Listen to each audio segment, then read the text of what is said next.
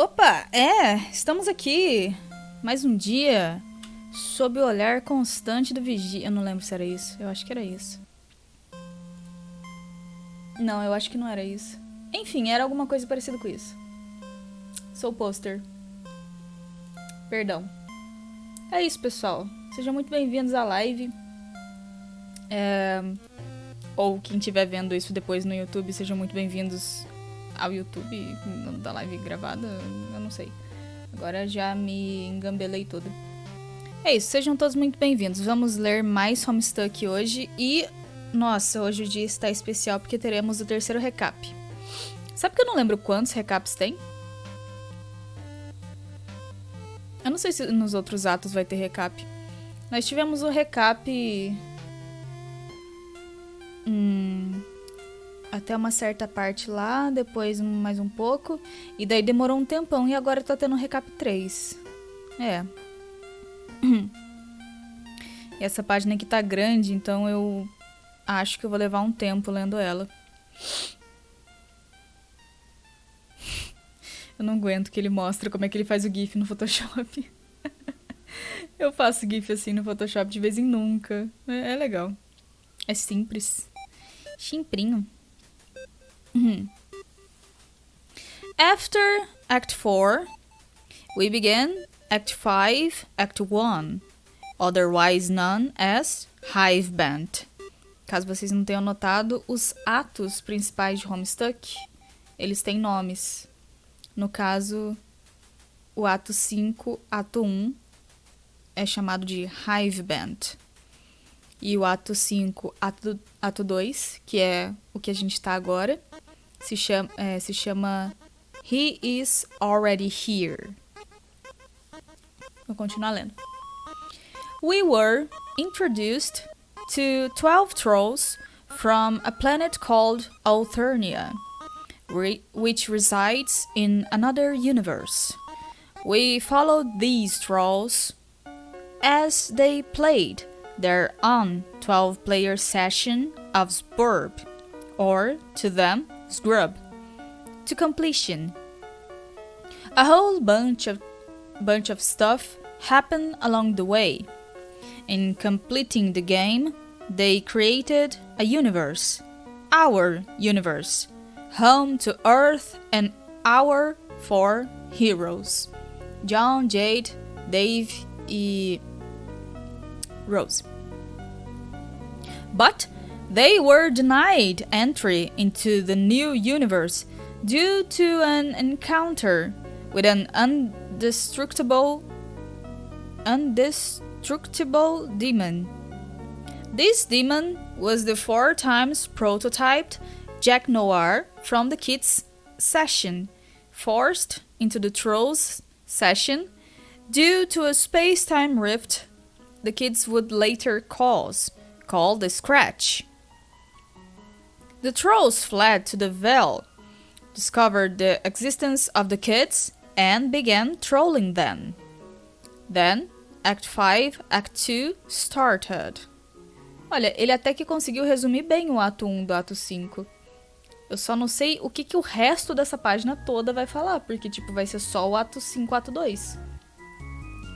Boa noite, Matheus. Você chegou cedo hoje. Quais são as novas? Não sei, eu tô trabalhando pra caramba e finalmente tô dando conta de quitar o serviço. Essa é a nova minha. Qual é a sua nova? E agora nós estamos vendo o recap 3 dessa história.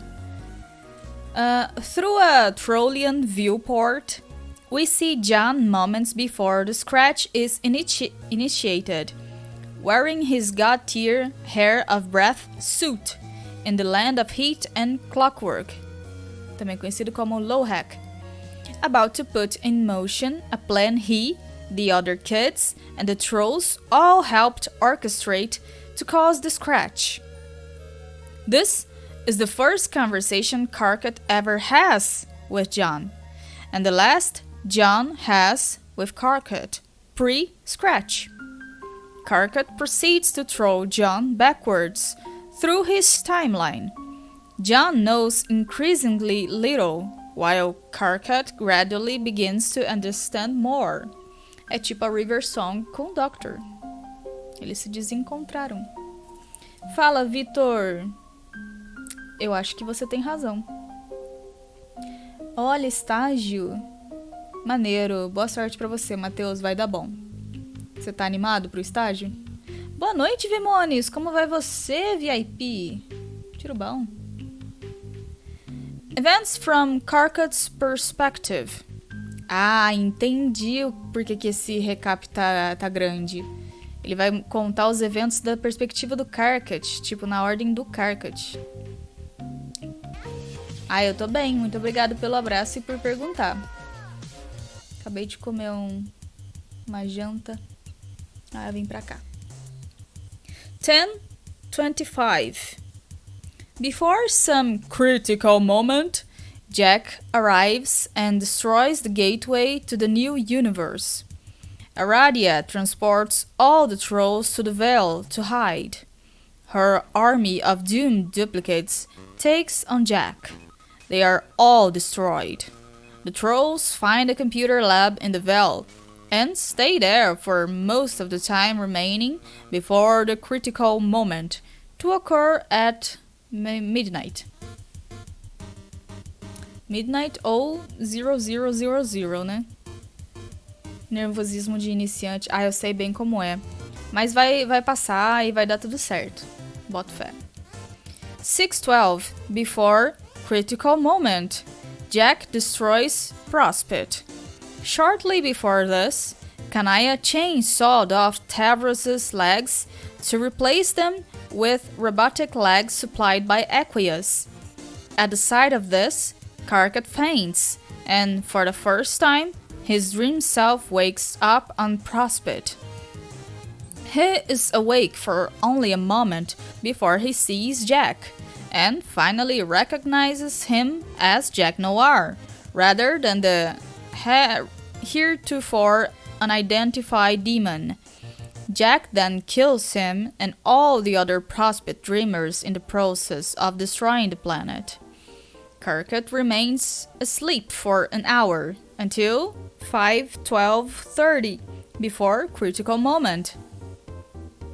Exactly halfway through countdown. While sleeping post-dream death, he dreams of horror terrors in the furthest ring, an experience anyone will have if sleeping after dream death. On waking up, he orders everyone not to sleep. He also wakes up to news that the humans were discovered. Neither he nor the other trolls understand the significance of the humans right away. They were discovered when Terezi was wired 413 boon bonds from Dave on her future instruction. She urges Karkat to take a closer look at them. He dismisses them as irrelevant. Uma coisa que eu descobri essa semana, que eu tô revendo vídeos falando, que eu tô vendo vídeos falando sobre o Homestuck, né, agora que eu estou reacendendo essa chama de fã dentro de mim. O Andrew Husse, quando ele publicou Homestuck, primeira página, ele tinha 30 anos. O Andrew Husse, ele é de 79, se não me engano. Ele é velho, ele é muito velho. Por isso que as referências em Homestuck são tudo referência de gente velha. Ele é mais velho que eu. O Homestuck acabou em 2016, mas depois de uns anos eles lançaram Homestuck 2 e os epílogos. E eu não vi essas coisas na íntegra. Mas muita gente reclama. Eu não sei até que ponto o autor de Homestuck tá envolvido nos epílogos e no Homestuck 2. Mas eu acho que ele não é o responsável por fazer o roteiro. E acho que é por isso que as pessoas reclamam. Fala, Rodrigo, como vai você? Sim, ele tinha 30 anos em 2009. Sabe? É por isso que as referências são tudo referência antiga. Porque eram coisas que ele via. Então, na verdade, ele tava com 30 anos querendo pagar de nostalgia de infância dele. Aí por isso que as crianças de Homestuck com 13 anos tá gostando de filme do Nicolas Cage. Uma criança de 13 anos hoje em dia, né, não liga tanto pro Nicolas Cage, mas quando ele era criança, ele devia gostar. Aí não faz muito sentido em 2009, mas pra ele faz. It's not until later he makes the connection between the Jack Noir in the kids' session and the one hunting them down, recognizing them to be the same Jack, therefore placing the kids at fault for the current predicament. Olá, Madu! Bem-vindos, tudo bom? Muito obrigada aí por escorregar o Prime! Mas é uma gracinha. Ah, tudo bem, Matheus. Tem sempre umas pessoas que são.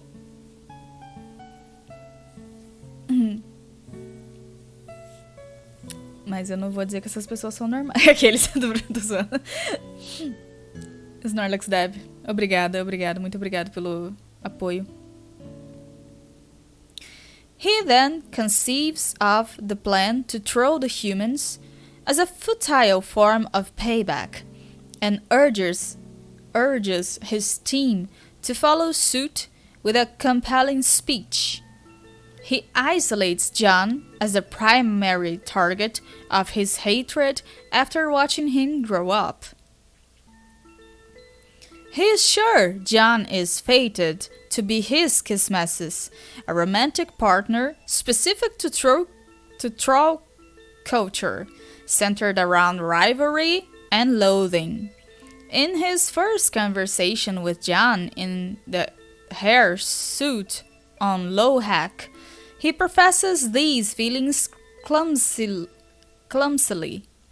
John cannot reciprocate. The awkward exchange causes Karkat to trap himself into continuing backwards on John's timeline, and the trolling continues in reverse fashion until John's first conversation with Karkat.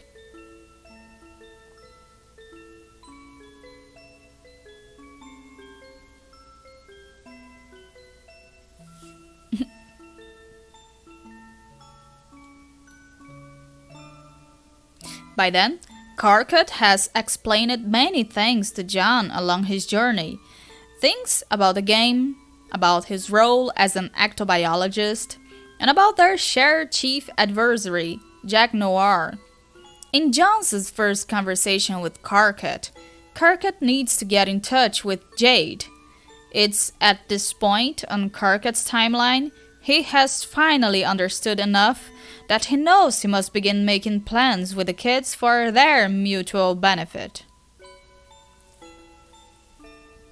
Karkat attempts to get in touch with Jade, who continues to ignore him in a particular time frame due to his persistent previous harassment of her in years prior.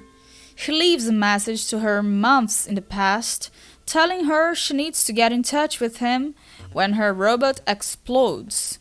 Her robot later finally does explode when her dream self is killed in the impact of Prospect's moon on the battlefield. When she wakes up, she remembers the message and contacts him. But she contacts him at a point in his timeline where he is not yet interested in hearing from her. He argues with her and is interrupted by his future self in a memo from a time where he's trying to contact her. He and his future self argue, and Jade mediates between the two and becomes angry and frustrated and seizes the correspondence. By this point, the biggest meteor yet is approaching quickly, and she must enter the median to escape. She requires John's assistance. He must recover the server disk, install it, and rescue her. Fala, Rica, tudo bom? Como vai você, cabeça de cimento? Legal demais! Gostou, né? Só os plushzinhos. Agora, toda vez que eu vejo uma Rei Chiquita, qualquer personagem Chiquita, eu só lembro do Rica. Tem que fazer um Rica Chiquito, já fez? Tá abafado? Nossa, aqui acabou de dar uma chovida. E tinha chovido de tarde. Tá dando aquela chuva com vento cabuloso. Waco, waco, waco, waco. Events from John's perspective. Agora é a perspectiva do John. John sleeps on Bro's rocket board, flying along with the meteors of the reckoning. He lands back on his planet, the land of wind and shade, Loas. His dream self has awoken after Dream Jade pushed him to safety from the blast of Prospit's moon. His dream self now exists on the battlefield, awake whenever John sleeps.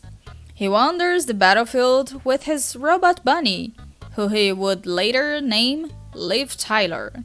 He sees his dad and Rose's mom and runs to meet them, but he wakes up before reaching them and his dream self disappears.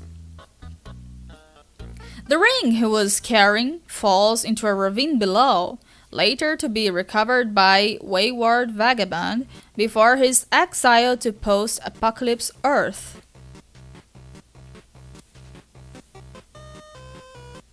Rica chiquito seria muito bonito. Putz, Matheus, se seca direitinho, fica debaixo das cobertas. Se cuida. Vriska was responsible for waking him up. Upon discovering John, she takes an interest in his advancement and uses her abilities to help him progress and set up critical events along his timeline. The only effect her abilities have on humans is to wake them up or put them to sleep. In this case, she woke him up so he would be able to receive the server disk about to come out of a parcel Pyxis. The disk had been deposited into the pipeline by PM some time ago. She and John continue to converse, and he befriends her, oblivious to the true nature of her schemes. She functions as his patron troll, a troll who is particularly focused on helping one of the kids, like Terezi is with Dave and Kanaya is with Rose.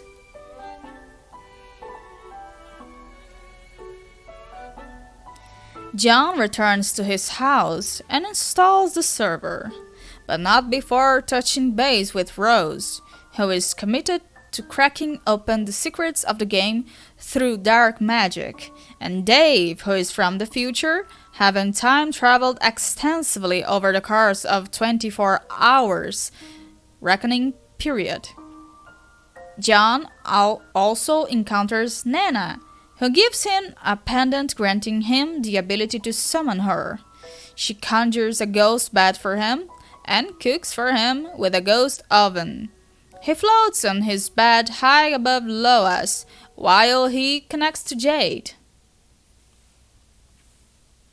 Jade, who had woken up in her bed at the foot of the hill, returns to her house to find John setting up the equipment. John deploys the alchemister and lathe in her greenhouse and the cruxtruder in front of her fireplace. He opens the cruxtruder and discovers there are 10 minutes and 25 seconds until impact. They discuss what to prototype with, if anything. Rose warns him of the danger of failing to prototype, which would not allow the battlefield to heal, evolve to its final form, and grow the tumor inside, which is critical to her plan to destroy the Green Sun. É a página do infinito do Recap 3. Tá recapitulando o ato 2 do ato 5, que é onde a gente tá. John resolves to prototype with the blue doll, missing an arm and an eye, to deliberately disable Jack, but Vriska puts him to sleep before he can.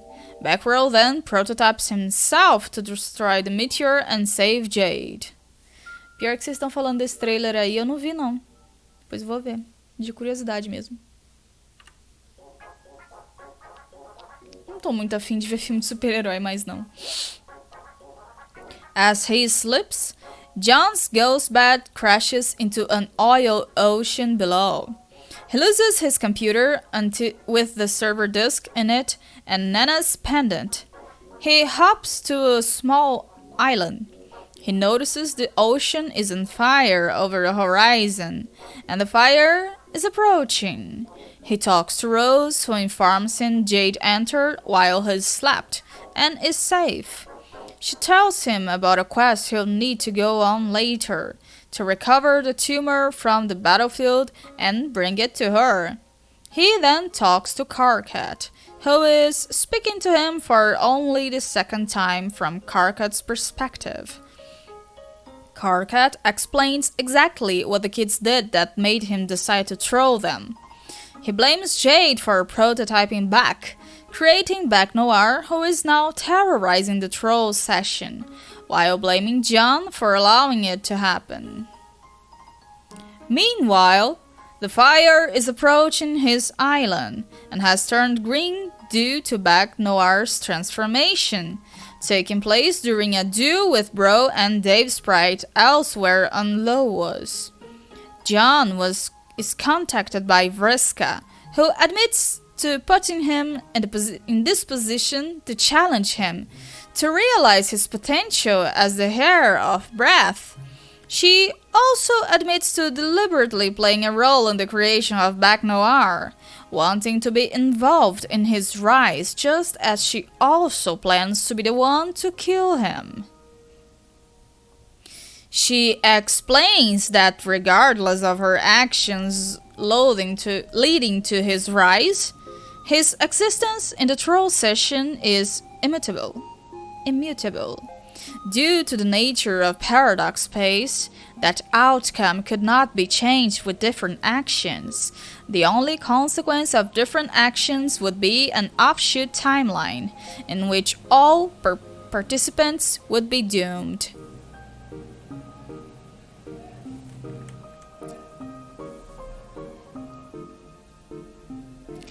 As the fire surrounds him, she encourages him to use his abilities, and with some coaxing from WV, who commands him from his station, he does the Wendy thing.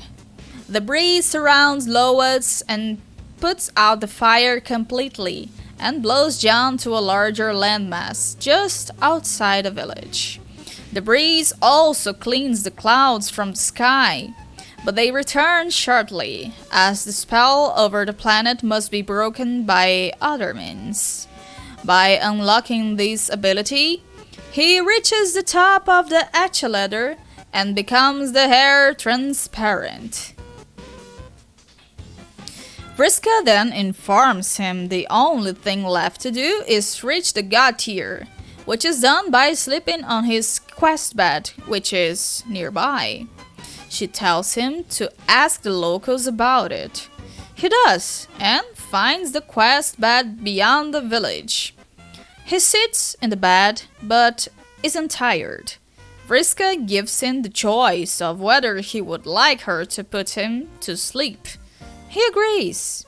While he sleeps, Jack Noir finds him and stabs him through the chest, killing him.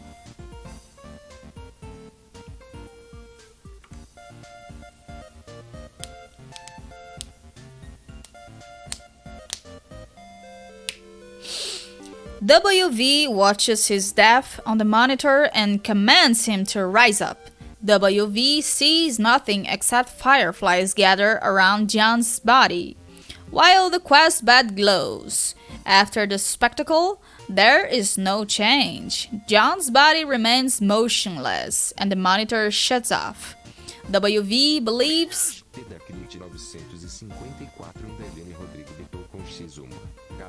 live a top, mas infelizmente preciso resolver uns negócios aqui. Valeu e até uma próxima. Aliás, quais são os dias de live mesmo? Muito obrigada, Rodrigo, pelo seu beat. Valeu demais. Boa resolução de negócio aí pra você. Se der, você volta aqui. Ou se não, até uma próxima. O dia de live tem sido quarta-feira, a partir das 7 horas. Vai lá combater o crime, vai. Até mais.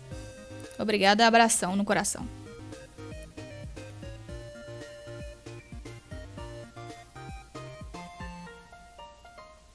WV believes John has died, and he's right. Até mais. Benção. But, on the battlefield, his dream self appears lying on a corresponding quest bed. His dream self slowly takes on the signs of the wound inflicted on his real self as it rises.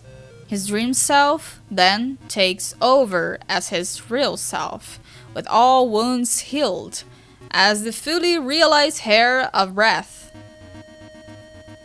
WV, pre-exile, watches this happen on the battlefield. He remembers this moment long after his exile, without understanding what transpired. But on Earth, WV believes he has just witnessed the end of John's quest. WV is still in possession of the ring, and has accidentally locked himself in the station, and there is not enough power to unlock it.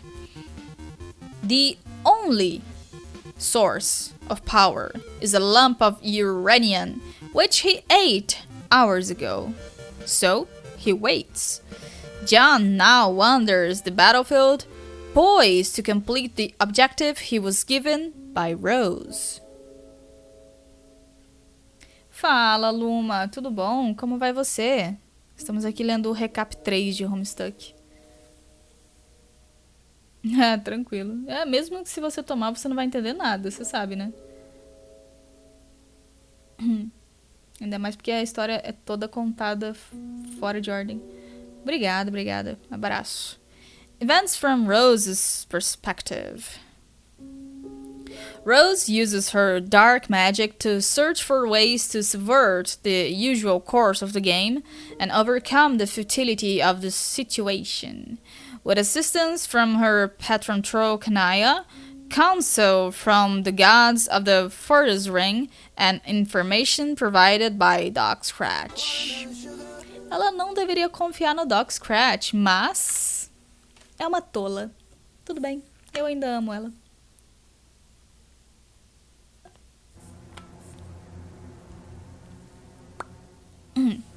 Kanaya begins trolling Rose, suspecting her to be the author of the game fact guide she read on Alternia, a figure she grew up idolizing.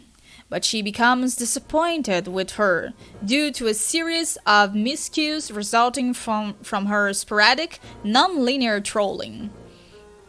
She continues conversing with her non-linearly, engaging with a field of snarky one-upmanship, gradually befriending her. She eventually realizes Rose is the true author of the guide when she watches her destroy the gate above her house with magic. She then continues helping her in a more linear fashion, uncovering the secrets of the game, and sharing her unextensive knowledge of the game with her.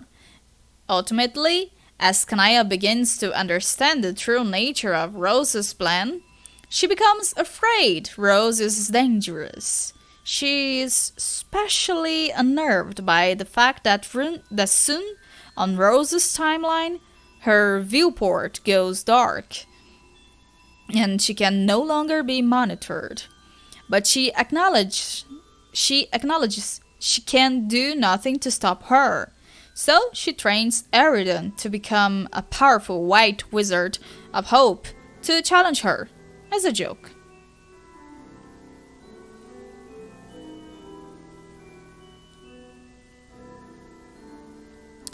A particular target of Rose's investigation is the Green Sun.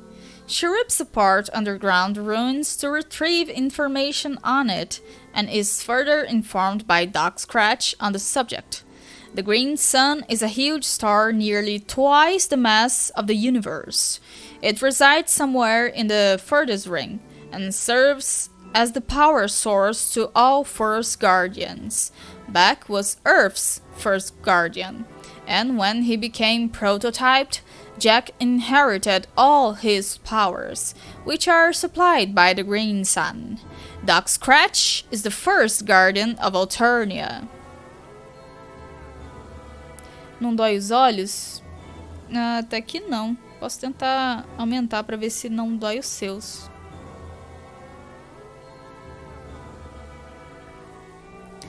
Dog Scratch, like Beck, is a virtually omnipotent being with all the same powers. Unlike Beck, he is an intelligent host to those powers, and is therefore also omniscient. His job is to pave the way for the arrival of his employer, an indestructible time-traveling demon called Lord English. Lord English can only enter a universe upon its death, at which point he travels back in time to an earlier point in the universe's lifespan to assume leadership of his gang of mobsters called the Fault. With machinations, like scratches, are in part designed to bring about his own future entrance. His machinations. Eu li errado.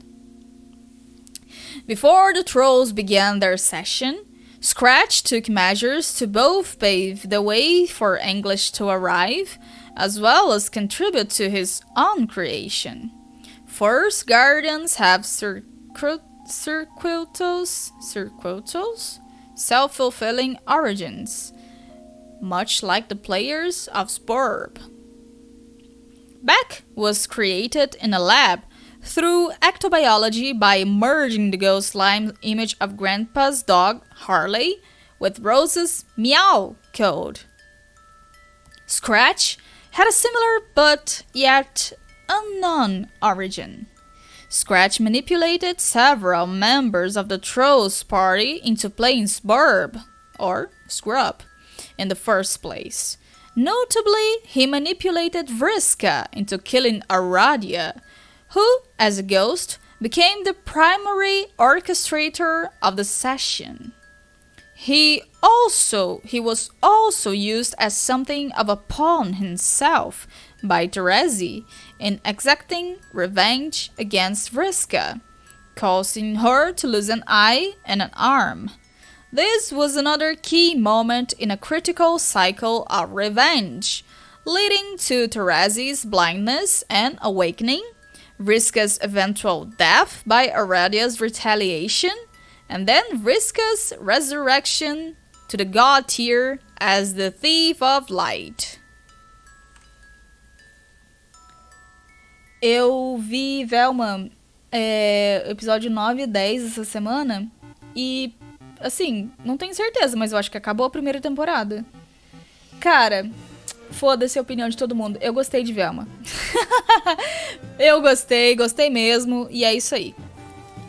Não vou acreditar mais na opinião do pessoal querendo odiar essa série por N motivos. Foi uma boa série pra passar o tempo, e é isso. O povo tá chorando muito. Having done everything he needs to do, Scratch tells Rose he wishes to die. Thus, the destruction of the green sun is to their mutual benefit, and Rose forms a plan.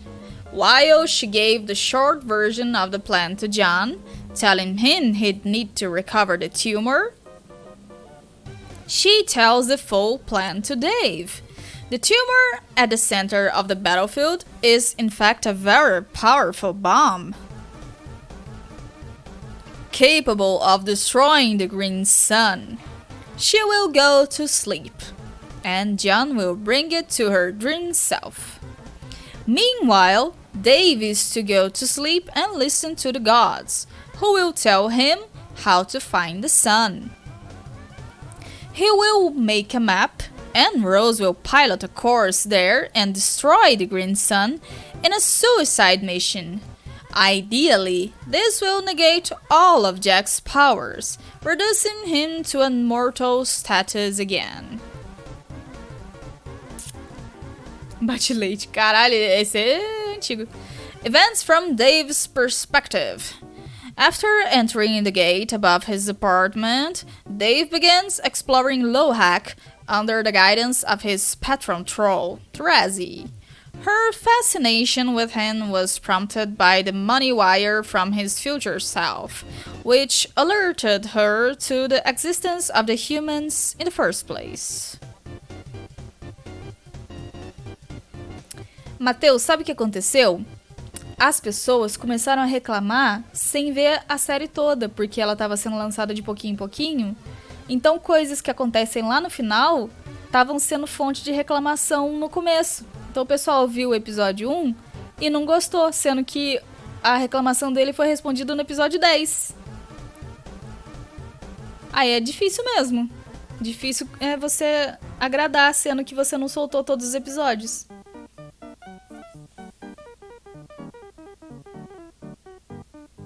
Mas é um humor que não é pra todo mundo também, então tem isso.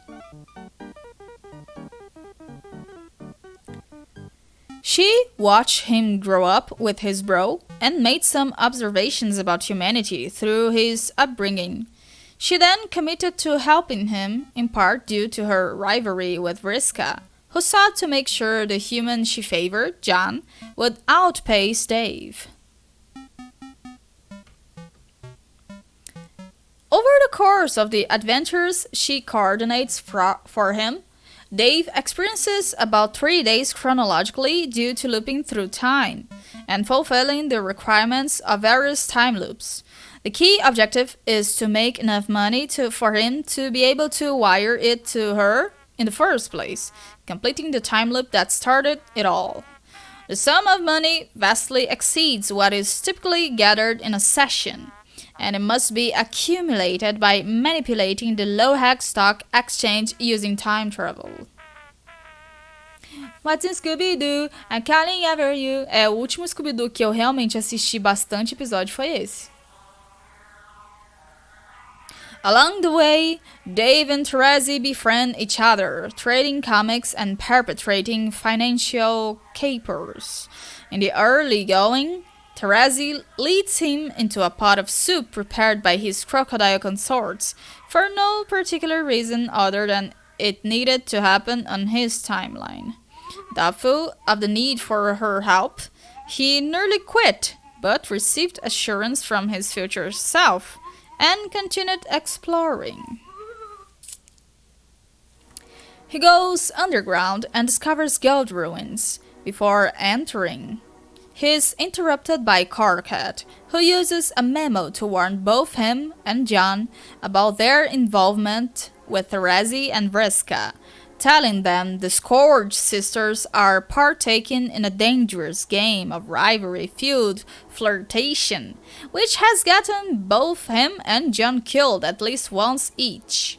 Carcat speaks from a time in which he is aware of a plan developing which may lead to the kids and trolls meeting each other, and does not look forward to the results of the gathering if these trends continue.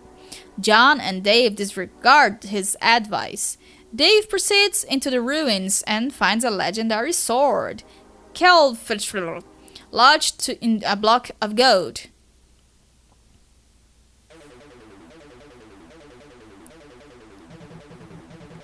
He breaks it to retrieve it, and is told by Dave Sprite that the sword is critical to his personal quest as Knight of Time. Terezi then tells him he is about to fall asleep, without knowing Vriska was behind the snap as well. Dave goes to sleep, and Dave Sprite defends him from a horde of powerful monsters. Before Dave wakes up, Dave Sprite leaves to find Bro. He does, and joins in a battle against Jack. When Jade enters, Jack transforms into Backnoir and defeats both of them. Bro is slain by his own sword, and the body is discovered by Dave later, who can't bring himself to retrieve the sword.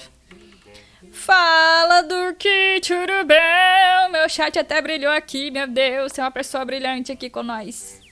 Fala, amigo, tudo bom? Como vai você? Quais as novidades? Head Raring. Ah, verdade. É o ruivo da Erin, da loja de roupa, sabe?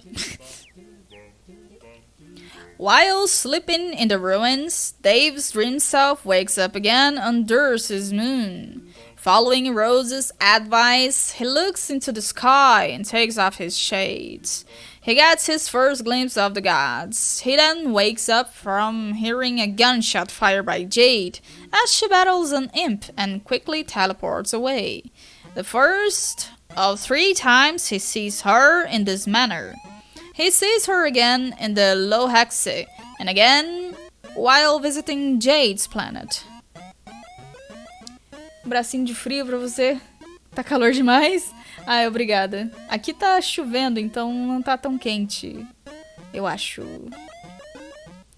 He then goes on to make all the money needed to buy all the frame motifs, which are powerful battle techniques purchased from consorts, and to reach the top of his ladder. But he still wanted to know why he would never be able to reach John's level. Privilegiada. Não, a chuva me dá medo, cara. Eu fico com medo da internet cair toda vez que chove fortão. Felizmente ela não caiu. Mas tem lugares aqui na minha cidade que parece que tá caindo por causa da chuva.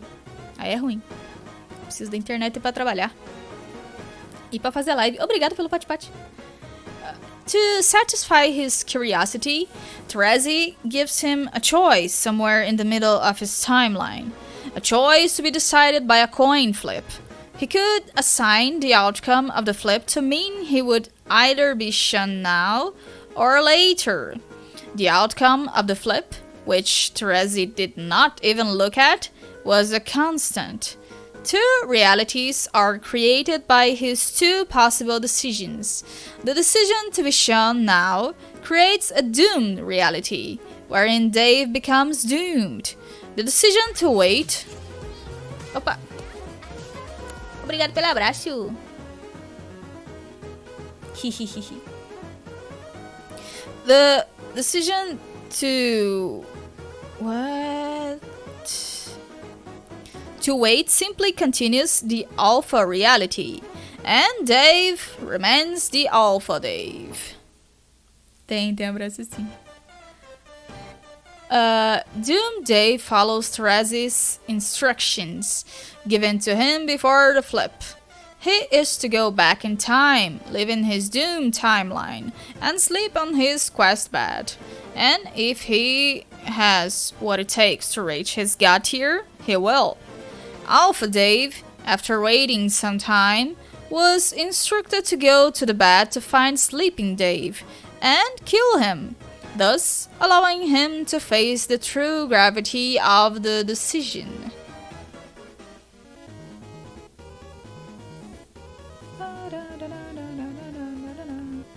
O Duque, ele faz live no YouTube. Ele tem feito live acho que de noite, se não me engano. Toda vez que eu chego, a live já acabou.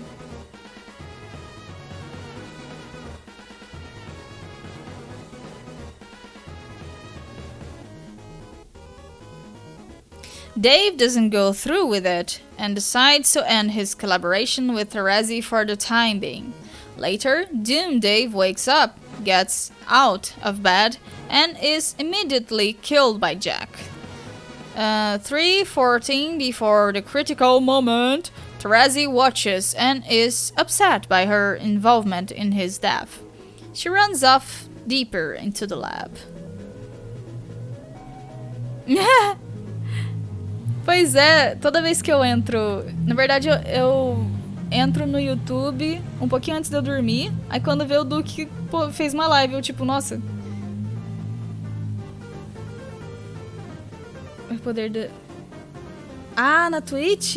Nice. Eu fiquei um pouco confusa agora. Mas é, o horário não bate. Quando eu vejo, já foi. Dave travels to Jade's planet, the land of frost and frogs, Lofaf. Esses nomes. While standing in the snow, he sees Jade appear briefly while fighting an imp, just as he did before in the ruins. He contacts her, and she mentions she has lost track of John. Dave tells her John's busy without mentioning he was in the process of rising to the god tier. He says John can no longer be her server player and they would have to make other plans. Dave tells her to deploy the IntelliBeam laser station in his apartment. The device allows very complex capture codes for certain items, like a burp disk, to be read, which couldn't otherwise be read by the human eye. He then creates a copy of his own server disk and uses it to connect as Jade's server player. He becomes the server player for both Rose and Jade through past Dave, though past Dave would stay concerned with Rose's connection, while he, as future Dave, would concern himself with Jade's connection. He deploys a new alchemimeter and helps her upgrade it. With his massive reserve of grist accumulated in his travels and his more advanced torrenting capabilities, he allows Jade to alchemize some sophisticated equipment right away.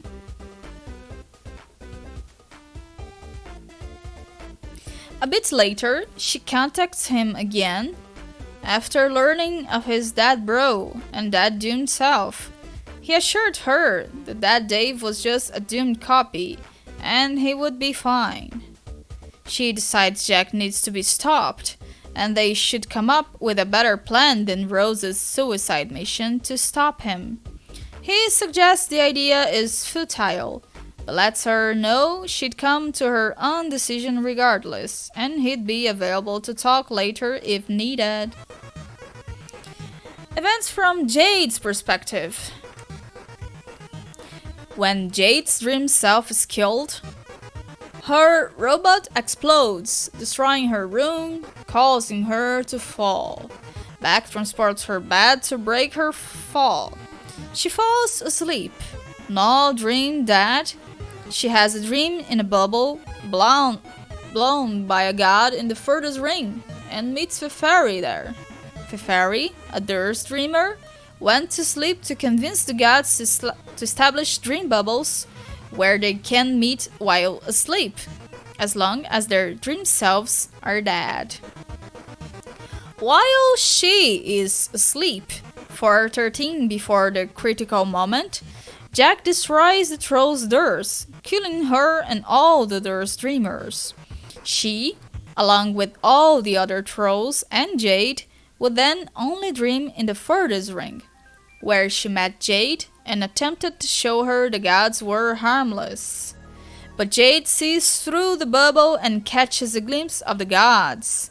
She wakes up with a headache, scared of what she saw, and resolves to stay awake.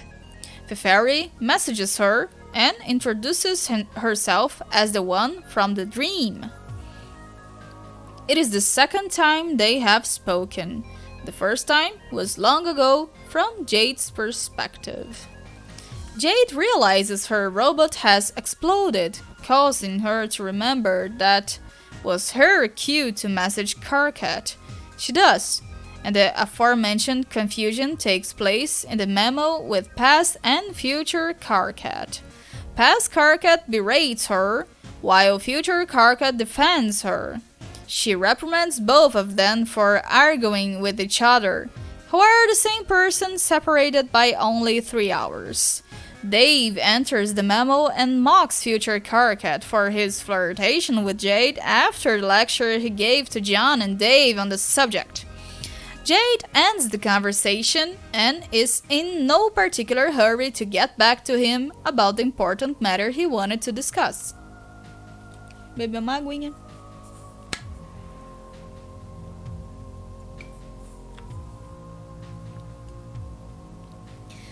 The meteor impact is imminent. John connects with her and helps her prepare for entry. She makes her entry item from the pre-punched card. A tree sprouts from the alchemimeter and a green bag-shaped piñata dangles from a branch. A green blindfold appears over her eyes, which she cannot remove. She attempts to strike the piñata with the butt of the rifle, which does no damage. Instead, it releases a burst of energy, causing the greenhouse to explode and Jade to fly out and fall. While falling, she takes a shot in the dark with her rifle. By this point, Beck has prototyped himself to become Beck's sprite and has destroyed the meteor with a massive green energy blast, releasing a huge shockwave spreading over the surface of the Earth, destroying much of what hadn't been already by the meteor storm of the Reckoning. Beck's sprite then appears in front of her bullet and redirects it into the head of the piñata, destroying it. Jade, her house, and a large part of her island, including the volcano, are all transported into the median on Lofaf. She falls through the snow on Lofaf, now unblindfolded. Beck's sprite again breaks her fall with a bed, and again she falls asleep. She has a recollection of sitting on her bed back on Earth some time ago, working on John's present. It's then that Feferi contacts her for the first time. Jade believes she's trolling her like the others, but she only means to reassure her what happened wasn't her fault, as well as inform her of her plan to establish the dream bubbles. But soon, both realize this is not a memory, but a dream they are currently sharing, with the memory as a stage. Feferi meets Jade in her room and compliments her on her work on the bunny. Feferi also claims to be dead. Jade wakes up again, just as agitated as the first time she woke up. She gets out of the bed and realizes her lunch top is still in the destroyed greenhouse. She begins her ascent, but is interrupted by an encounter with an imp, which takes her on a trans-incipesphere journey, visiting many locations and passing by 3 instances of Dave, including a future Dave who ends up helping her later. The imp is finally killed by Beck's sprite, PM from post-apocalypse Earth, just after discovering her station and en route to the frog ruins, tries to issue commands to Jade through the terminal. Beck's sprite is alert to these commands and protectively destroys PM's terminal. Jade returns and finds her computer undamaged. Future Dave contacts her after seeing her out in the snow. He then becomes her server player and sets up her equipment after most of it was destroyed/transported before entry. As she prepares to alchemize new items, she is contacted by her fairy god troll, a distinction which does not necessarily have anything to do with being a kid's patron troll. Tavros seeks permission from her to commune with Beck again. The first time he did it was when she was very young and playing with her grandpa's flintlock pistols. She accidentally fired a gun at herself. Tavros communed with Beck to get him to transport the gun and the bullet away from her and toward her grandpa, who is picnicking with a blue doll, killing him. Tavros mistook him for an intruder, but regardless, Jade is upset by the revelation. He digs himself into a deeper hole by professing flushed feelings for her awkwardly, while making bold claims on high self-esteem and confidence granted from his new robot legs. Put off by this, she's not particularly receptive to his plan to commune with Beck's sprite to take on Jack Noir and ends the conversation.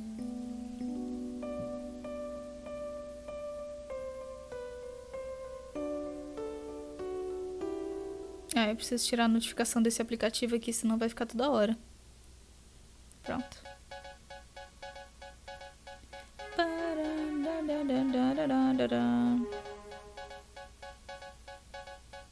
Certo. Vriska, who was reading the conversation, mocks Tavros for his false show of confidence. She continues to take jabs at him, calling him a coward, unable to do the one thing she asked, which would have given him real confidence. She refers to the incident preceding her resurrection to the Gautier. After she was nearly beaten to death by Aradia, Tavros finds her, believing her to be dead. He attempts to bring her back to life with a kiss, but having woken up on Prospect after the beating, Vriska's dream self is able to control his mind. He makes him choke himself, simply to prevent the kiss to avoid the standard resurrection process, which would prohibit Gautier ascension. She does not wish to control him completely, intending to leave the following decision to him, to make him stronger. Instead, she merely controls his hand to write messages to himself using her blood. She instructs him to take her to her quest cocoon, and to kill her on the sacrificial slab before she bleeds to death. He hesitates, and she continues to insist, while her dream self gradually takes on the same wounds inflicted on her real self, causing her demands to become more desperate. The more desperate she gets, the more terrified Tavros he becomes, and he finally flees without killing her. She eventually dies and is resurrected on the battlefield as the Thief of Light. Still holding this against him, she berates him for his newfound attitude and regards his plan to influence the kid's timeline as a cheap imitation of her tactics. She brags about the ways she has manipulated events on their timeline so far, by practicing her abilities on Jade repeatedly, causing her to fall asleep frequently. She describes ways in which she has inserted her agenda into existing events, tipping off agents to the whereabouts of the Meow codebook and other such incidents which contributed to the rise of Jack Noir, so she could claim responsibility for his existence before taking him from herself. Tavros becomes angry with her incessant mockery and the extent of her treachery, and decides to seek her out to challenge her. She waits for him somewhere in the lab. After the conversation with Tavros, Jade alchemizes a number of items, one of which is a legendary rifle, Ahab's Crosshairs, supplied by Eridan. Eridan, now believing himself to be a powerful wizard, feels he surpassed the need for the weapon, and gives it to Jade to fuel the rivalry he mistakenly assumes she has with Rose, as payback for Rose's early dismissal of his black advances. Jade recognized it as one of the weapons she included with the bunny for John. The weapons were provided by her pen pal, who she accidentally revealed to be her grandson from the future. The pen pal swore her to secrecy on the matter, so she did the same with Eridan, though he admitted this would be the last time he talked to any human regardless.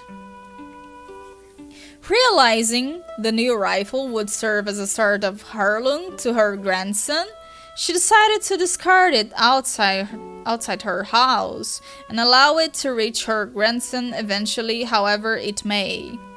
Eridan then blew up her Johnny Top. Another item she created was a pair of Junior Campu Sooth spectagoggles, allowing her to see anything in the Incipisphere at the present moment.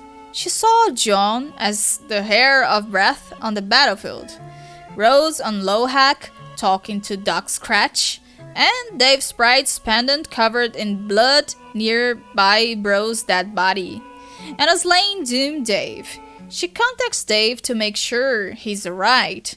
She then comes up with a plan to take on Jack Noir.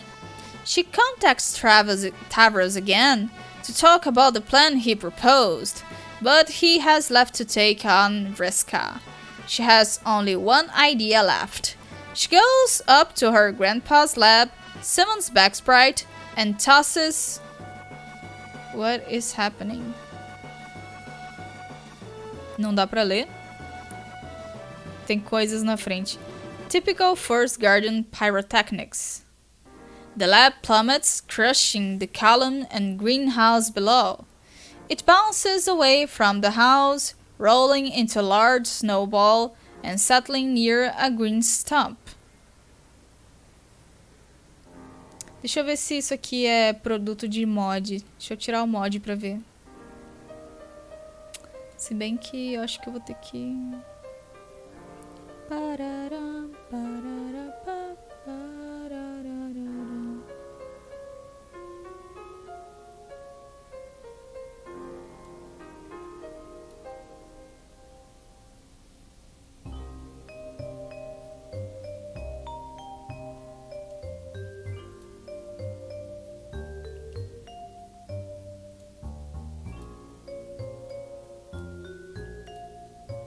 Ah, ele crashou?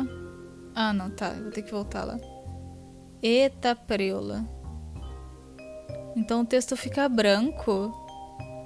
Ah, o texto fica branco. Quando eu chego no final, ele vai ficando de outra cor? Ah, então o original ele tava assim. Nossa, viu? Caraca, meu irmão.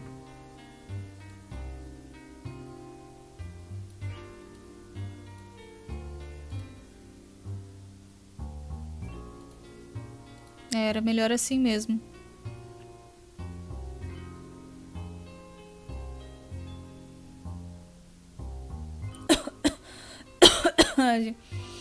É, só que daí não dá pra ler essa parte. Tá. Vou só tirar isso aqui então um pouquinho, mas depois eu coloco de novo. Fiz nada não, você não fez nada não mesmo.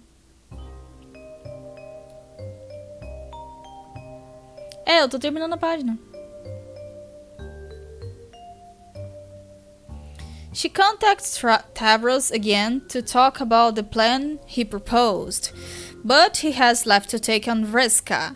She has only one idea left. She goes up to her grandpa's lab, summons Backsprite, and tosses in her dead dream self, which her grandpa had retrieved from the battlefield and stuffed many years ago.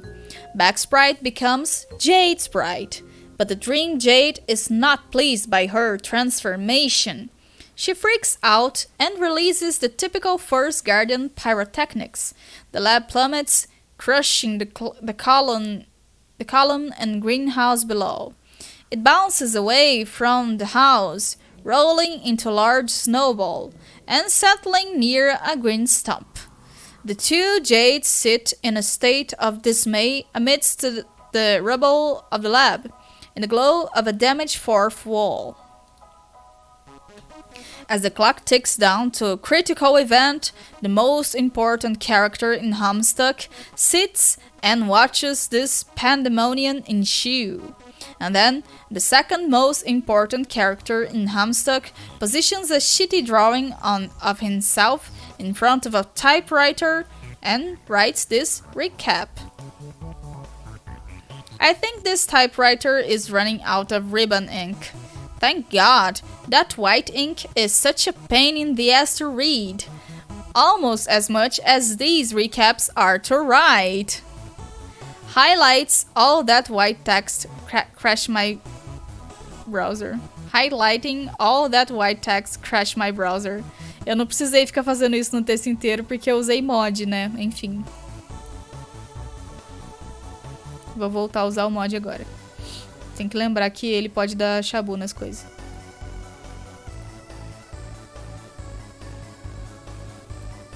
Sorry. Why don't we get back to what's happening on the other side of the coat? These poor girls are very upset and emotional, and we kind of let them hanging. É isso, pessoal. Nós terminamos de ler o recap, depois de 1h04 de live. Parabéns pra nós. E agora voltamos pra parte atual da história. What happened? Boo hoo hoo hoo hoo hoo. Oh God. What did you do? What did you do? What did you do? Oh no, oh God. What did I do? Ela chora verde, cara. Meu sonho. Aqueles, né? Jade? Boo hoo hoo. What's the matter? Why are you so sad? What did you do to me? I prototyped you and brought you back. Should I not have? No, you shouldn't have. This is overwhelming and awful. Oh no, it is? Yes, it's hard to describe what's like, but it's too much for me. And the sun, it's way too big and bright and I can't stop seeing it.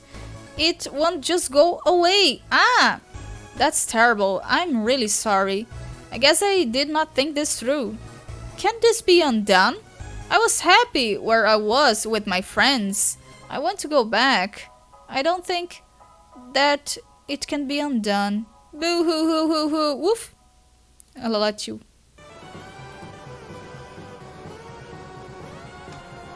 Fala, Ono, como vai tu? Well, now I don't know what to do. I really messed up. I feel so bad. Eu estou bem, e você? I don't know what to do with myself either. I think I'll just go somewhere else.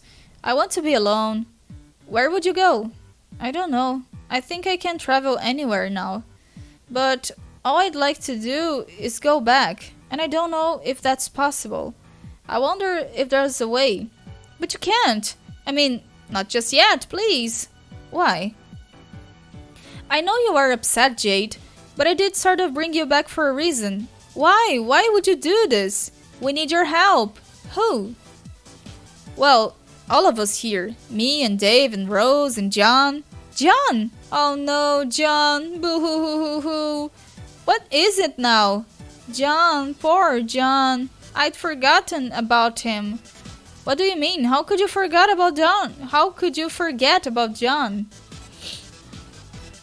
It was so long ago. I put that sad memory behind me.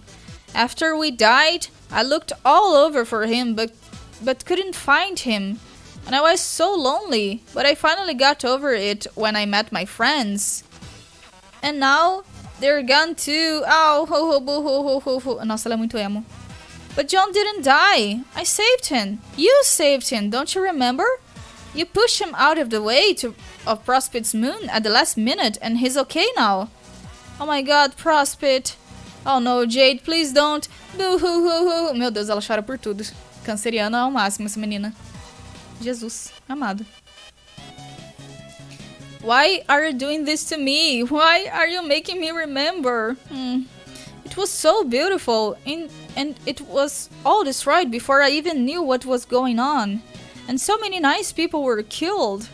I know, Jade. I was there too. Those are both our memories. And the queen? Did she survive? And her ring? I was protecting her ring. Oh no, what happened to it? Jade, please. I was just waiting for John to wake up. I was so sure it was going to soon. It was going to be soon. And I was going to show him around Prospect. I had so many things planned and so many friends to introduce him to. He was my best friend and I was looking forward to meeting him for so long. But then it all burned down and everyone died and the moon fell and... Stop. You're going to make me cry too. Stop it. Boo hoo hoo hoo hoo hoo. A Jade chora. Ela chora e ri e chora porque a Jade latiu. Ai, meu Deus, é muita emoção. Tem que lembrar que elas têm 13 anos, né? Então é tipo um pré-adolescente triste. Porque, né? I don't want to be here. I have to go back. But I don't know how. Can you help me? You want me to help you die again? Yes, I think that's what I would like. I can't take this. I wasn't ready to come back. Not like this. Well, okay, I know this is my fault, but that is a really hard thing to ask me to do. Even if it was possible the way you are now, I don't think I could go through with it. Boo hoo hoo hoo hoo hoo. Okay, shh, Jade, listen. Shh. I never did tell you why I brought you back. And it may be that if you attempt what I wanted you to do in the first place, God, I can't believe I'm saying this, but you might end up getting what you want anyway, because it was always going to be risky. What is it? Well, you remember the guy who destroyed Prospect? Oh god, no. Shh. Anyway, he's the reason I brought you here. He has the same powers you have, making him unbeatable to us, but maybe not you. So you could go find him and... You want me to fight him? Are you crazy? Do I look like I am ready to fight anybody? I just thought, as long as you're here... I can't fight anybody! Jade, I'm scared and confused and sad and... I wouldn't even know how to begin fighting that horrible guy. I would be too afraid of him to even go find him. But I thought you wanted to die? You wouldn't go even if it could... No, I don't want him to kill me. You just don't understand. Boo boo hoo hoo hoo hoo hoo. Jeez, you're right. I really don't. Boo hoo hoo hoo. I said shh. Wow, Jade. I don't mean to be insensitive, but there is a lot at stake here. Woof. Don't change the subject. I mean, don't you remember what this was all about? What you were working for, what we were working for all those years before you died. Remember what we saw in the clouds, or what the Queen told us. How could you not remember John survived? We both saw him in a cloud. He was in his dream suit and awake, reading our letter. Didn't you think about that? So? What does it matter? It was all a lie, Jade. What we saw in the clouds and all that, none of it meant anything. What? How can you say that? It was a nice life, but everything we did led to nothing. John and I both died, and I eventually accepted that and moved on. John didn't die. Oh my god, this is so frustrating. I just told you he didn't. I knew I was kind of ditzy and forgetful in my dreams, but boo-hoo, shh, okay, jeez. I just don't know what to think. I guess you're part of me and you are who I was when I slept, but it makes me sad to think I would act like this. Act like what? Act like what? I would like to think that even if I was sad and scared, if I was put in a position where everyone depended on me, I could put all those feelings aside and do what's right. But I don't know what's right. Yes, you do. Even though you don't want to be, you're here now, and here are still people who need you. There is still something worth fighting for. Discurso no jutsu. No, not for me, there isn't. There is nothing but death and sadness and destruction here. There's no hope, and I don't see anything worth fighting for. That is a horrible thing to say. I don't belong here anyway. Really, none of this is my business anymore, and I want to go home. That is so selfish. I can't believe this. How can you say these things? Don't you remember anything that the Queen told us? That we would eventually build a new world and make a future together with our friends? Don't you remember being excited about finding out what that meant? Yes, but it was just a story. It was never going to come true. Yes, it will. Some of us, the ones who still have hope, are fighting for that right now. How can you have such a negative outlook on absolutely everything? Boo-hoo, shut up! Stop being such a damn crybaby. Really, we both had the exact same experiences. And look, I am managing to keep my head up, see? You don't even have the full picture either, because you checked out early. You didn't have to stand by as Beck gave Jack his powers when you might have been able to stop that.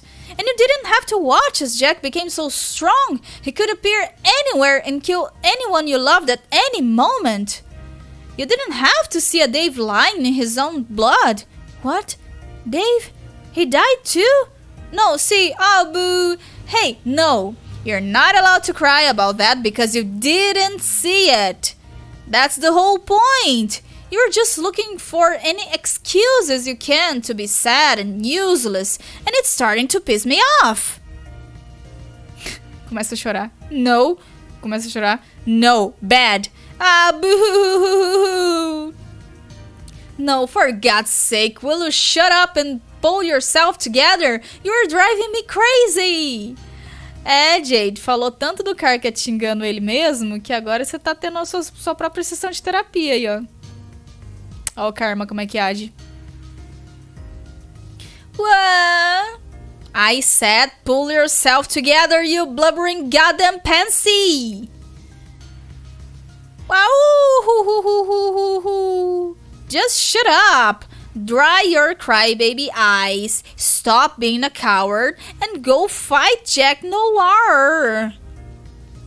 Ela batendo na coisa que era pra ser a guia dela, cara. Boo-hoo-hoo, shut up. Boo-hoo-hoo, boo-hoo-hoo. No, just goddamn it. Boo-hoo-hoo, boo-hoo-hoo. Please, just once. Shut the hell up. Chora, chora, chora. Shut up, chora, chora. Shut up, shut, chora. Chora. Fuck, chora. Up, chora. Agora em emoji.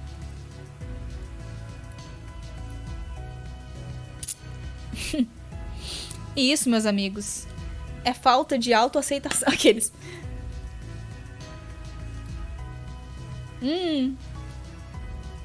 E daí o Carcat entra em contato, só que ela tá com tantos devices que entrou notificação em todos eles.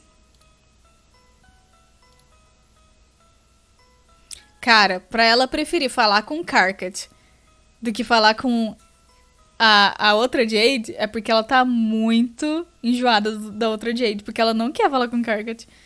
Até o Carcat parece legal pra ela nesse momento.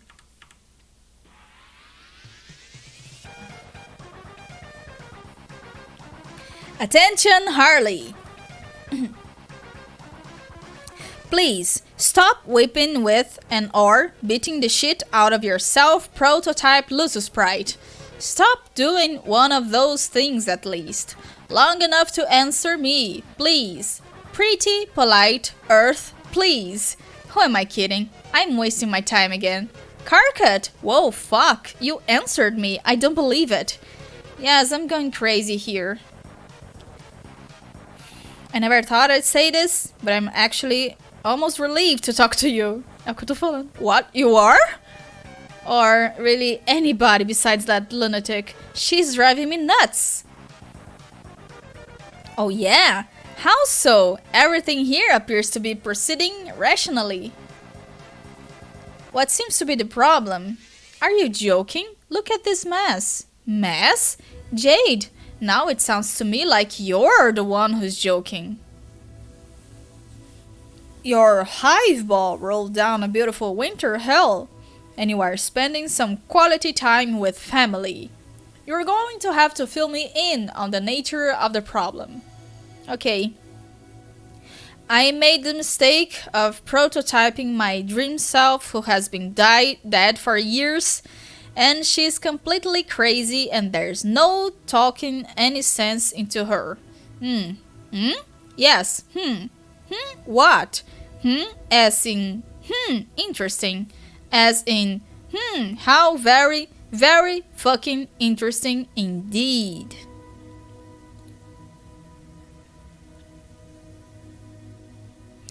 What are you getting at? What do you mean, what I'm getting at? I'm getting at whatever interesting gets at. Please go on, I'm listening to your problem. Well, I mean, I understand why she's upset, but she's completely inconsolable and won't listen to reason about anything. I guess I could deal with that, but the frustrating thing is that she's actually me.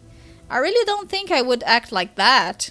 Will you stop saying Okay, fine. What other sequence of letters would you have me use to register my profound fascination? Fascination? What do you find so fascinating? I'm just trying to understand. I'm being sensitive about it instead of a raging fuck-ass. Isn't that what you want? Yes, it is. If you don't believe me, just ask future you, assuming that conversation doesn't make you cry as well. Now tell me more about your feelings. My feelings? Yes. How did this make you feel? Well, at first, I was sad, because she made me remember all the sad things that just happened. But I'm trying to be strong about all that so we can keep moving forward. And if I can, then why can't she? But she just went on, and I started getting angry. I have never been so angry in my life. I said stop saying fucking What does that mean? Is that supposed to be someone with a halo and goofy thief? Are you making fun of me? No, you're looking at it backwards. Those are my horns. Oh, haha, oops. Okay, so if I'm understanding you, you're angry at a version of yourself from a different point in time. Because she's been an overly emotional shithead who is basically the most revolting, self-loathing piece of filth you have ever met. Am I following? Yeah, pretty much. I'm not going to say again, but come on, don't you find this situation to be just the slightest bit interesting? I mean, considering? Considering what? If I recall, it wasn't that long ago from either of our perspectives that you were ripping on me and my smug windbanked future self for arguing with each other. Oh, come on, this is nothing like that. How is this not like that? Like that? Because she's actually insane. Oh, I see. And all those idiot past and future carcats weren't. But those are you. I'm not her. Oh, aren't you? You just said you were. I just heard you say that. So, tell me, how is this even the slightest fucking bit different? I don't know. It just... Yes, go on. I'm really curious. How? Oh my god, you're right. Por que ele tá imaginando isso? Eu tô com medo.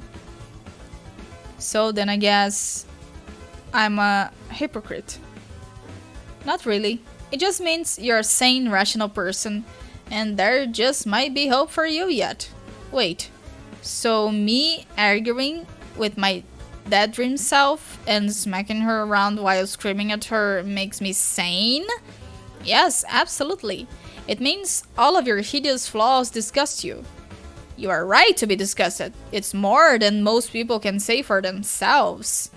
Really, congratulations are in order. Hahaha, oh wow, you're so weird. Congratulations, in addition to just maybe an apology. Don't you think? You want me to apologize? For what? Calling you crazy for arguing with yourself? Would it really kill you to consider it? After taking so much crap from you for all those years? No, forget it. I'm not apologizing. That is bullshit. That dream dog Jade, is that you? You're sounding a bit hysterical. Maybe you should calm down. Shut up. Well, if you can manage to get your aneurysm under control, maybe you'll realize I didn't actually specify to whom an apology was in order. Idiot. What? Are you saying you want to apologize? I guess this apology was going to go down one way or another, so this might as well be the time.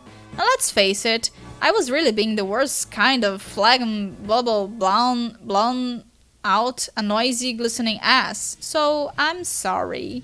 But to be fair, it was my past self who was giving you such a hard time, and he's completely deranged. Okay, I appreciate the thought of an apology, but I don't know if it really counts if you're just going to pawn off responsibility on your past self again. Maybe your present self should own up to it. Yeah, that's what he's doing. He, being me right now, is owning up to what a fucking asshole past me was and continues to be. Lame. Yes, I know it's lame. Or I know that you think it's lame when I say shit like that. Because remember, I have been talking to you from the future and I know you don't cut on to my PCG/FCG stupidity. But see, you don't know that you know that yet. Or, more specifically, you don't know that I know that you know that yet. So, I'm kind of pulling a fast one here. Ah, Matheus, não entra nessa, cara. That is so ridiculous. Why don't you stop it with all this nonsense and own up to being terrible unequivocally? Yeah, I'm going to. The thing is, I kind of misrepresented myself. I'm not as much of a scumbag as I was so determined to make out with myself to be. Make myself out to be. I really don't know why I trolled you like that so persistently. For some reason, deep down, I just knew that I had to. Even if it meant digging myself into a huge hole with you and everyone else, that would be hard to climb out of. And like, practically everything I said was completely baseless because I didn't actually know you. Just like you didn't and still don't actually know me. So I guess I am apologizing for it, like really seriously now. I, present Carcat, in the current moment, apologize on behalf of my stupid past self, who is actually me, the guy talking right now. Like, there's no difference between those guys, okay? Yes, what? Okay, Carcat, that sounds pretty sincere to me. And you're right, I don't actually know you. I just know the past of you who acted like a bully. I understand there can be more to a person than just the stuff they say when they're angry. So, I will accept your apology and give you another chance. Okay, great. And I will apologize for calling you crazy. Obviously, I'm not in much position to judge. No, but you were right. I'm crazy. But thanks anyway. So, you say you have been talking to me from the future? Yeah, making plans and whatnot to pry ourselves mutually out of this massive Mobius double clusterfuck. Okay, so what is the plan? Why did you want me to contact you at this moment so badly? Okay, well, the most immediate point of business is, you see that glowing blue screen behind you? Yes? You need to turn that fucking piece of shit off. Ele tá foficando sobre ela, beijando ela mesma. Carcat safadinho.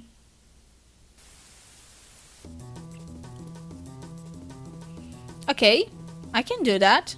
But why? What does it do? It's been here my whole life and I could never figure it out. I'm not going to say much about it, but suffice to say, there are just some things you don't want to screw with. There are outcomes that are even worse than the complete annihilation of existence itself. Forces more damaging to the integrity of reality than those capable of turning imagination into pure void.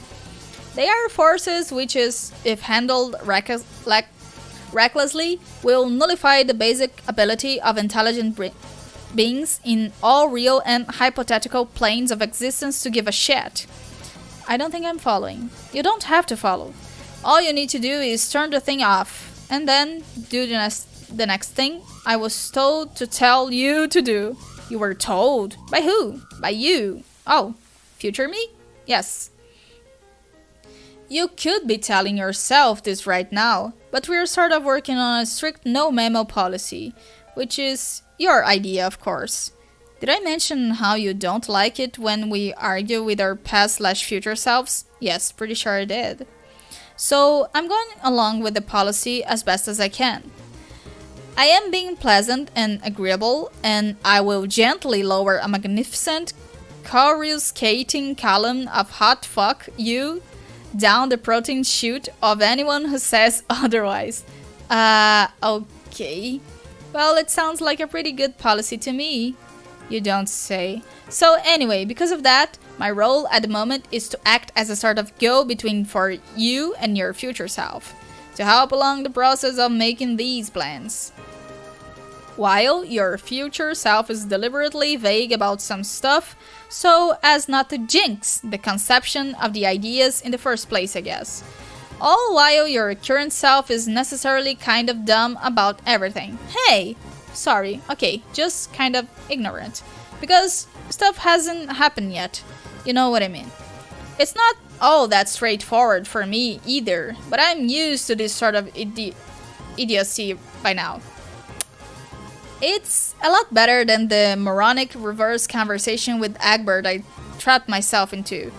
Meanwhile, time is kind of running out here, where I am. We are counting down to something looming on the Trollean timeline, and no one knows what it is. And my team is kind of falling apart. I'm completely losing track of everyone and what they're doing. So, at this point, I'm just going along with whatever there is to go along with. And that is you and your crazy future plans. And the scratch. Oh yeah, Dave told me about that. What is it? I don't fucking know. At one point, I thought I did. I thought it was just whatever sent Jack here, but clearly it's not that simple. Aradia knew, but she didn't say, and then she went and goddamn exploded. You haven't told me either, because I'm not supposed to know yet. Whatever, I don't even care. Let's just do it. Okay, then... what was the thing I told you to tell me to do? Right now, I mean? Okay, don't ask me why, because I don't know that either. But that blue screen there, first, like I said, shut it off. Okay, then what? Then you need to draw it. Draw it? Yes. And then? Then nothing. That's it. Examine fourth wall.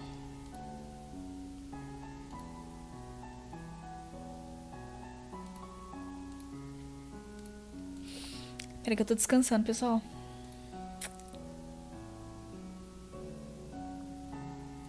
Nham, nham, nham, nham, nham, nham.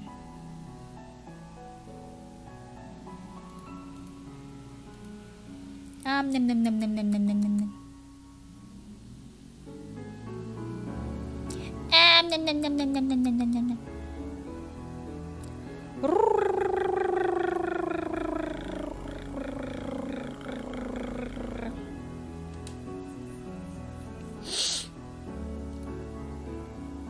Yeah, boys. Yeah, boys. Yeah, boys. Boys. Boys. The boys. Beber uma aguinha.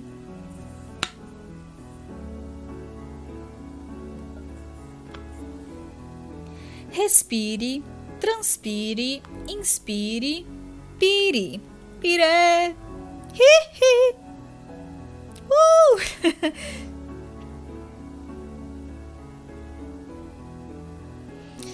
You size up the arcane contraption. The blue flicker on the coat's lining is arresting, but you don't know it's a coat. That would only invite more questions. You don't know what it shields, nor do you know whose shoulders it was meant to cover. If you knew that, if you even knew his name, you would understand terror no human ever has. You should really listen to Carcat and turn it off. If you start messing with it, I will seriously start fucking everything up. It would be irresponsible of both of us to let that happen. You suddenly wonder where Jade Sprite went. You wonder that because I said you did. I know where she went, but I will not say. Not that you can hear a word I'm saying. The code's too thick. Turn it off.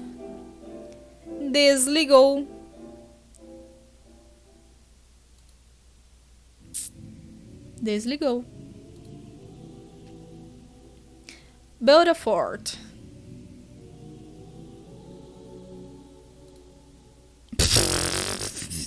Caralho.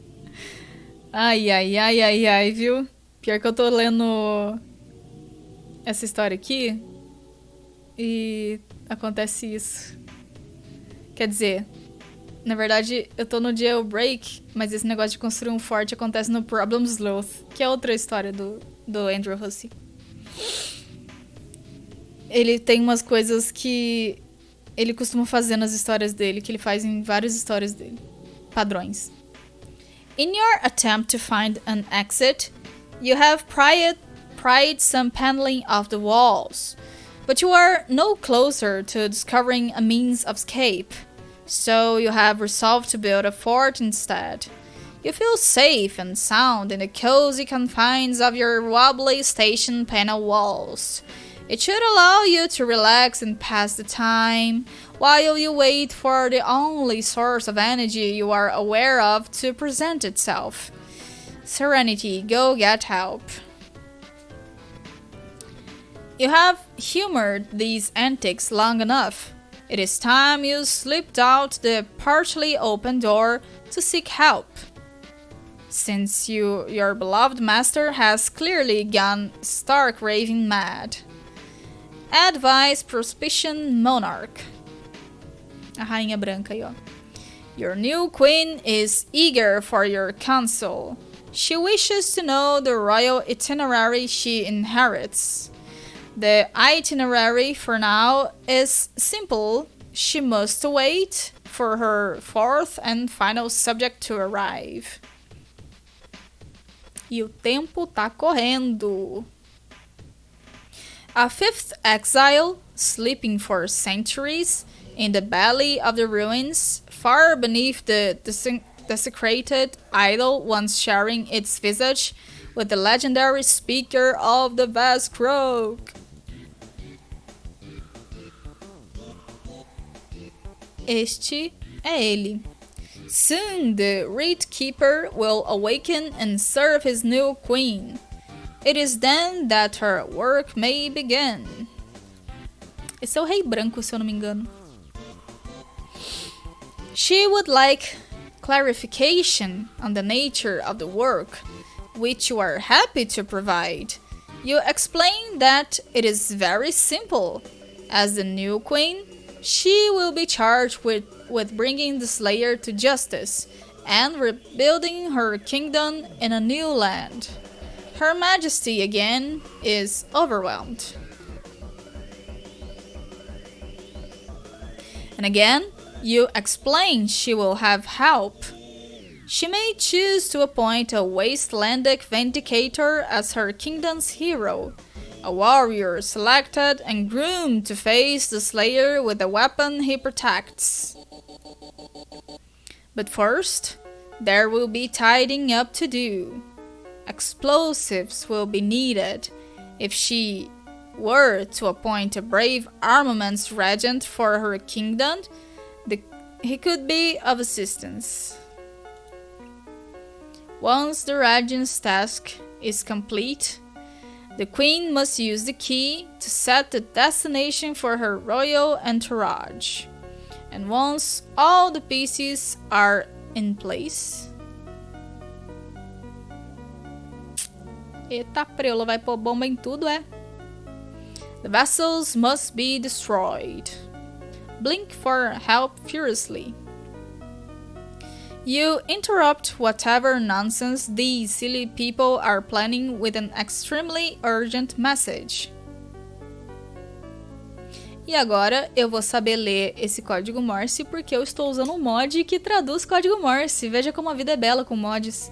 Serenity. Help! My friend is stuck inside the big can, inside the small house he built. You must hurry. He is not very bright, and he doesn't understand it when I blink. Are you watching me? Oh no, don't blink me, you don't understand blinking either. How do you people even exchange ideas without luminous rear ends? Unfortunately, Your simple message cannot seem to penetrate their thick carapaces. Does anybody in this stupid desert speak blinking?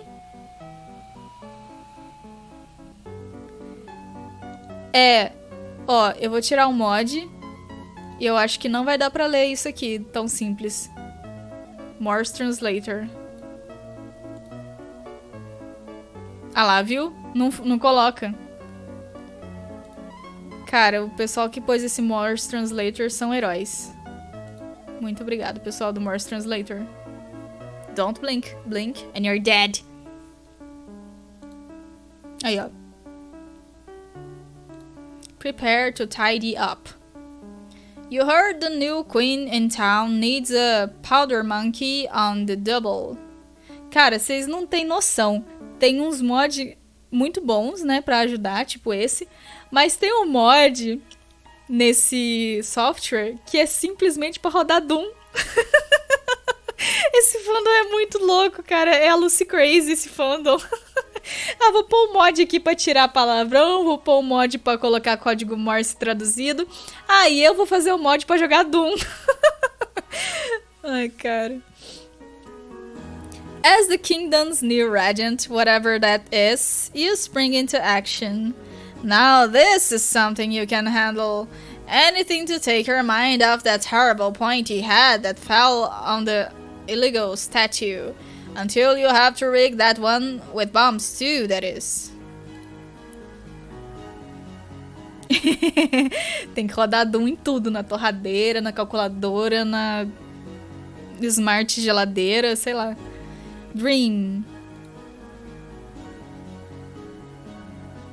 What a daring dream. To combine the finest qualities of humanity with the elegance and nobility of the animal kingdom. How you wish you could know their world.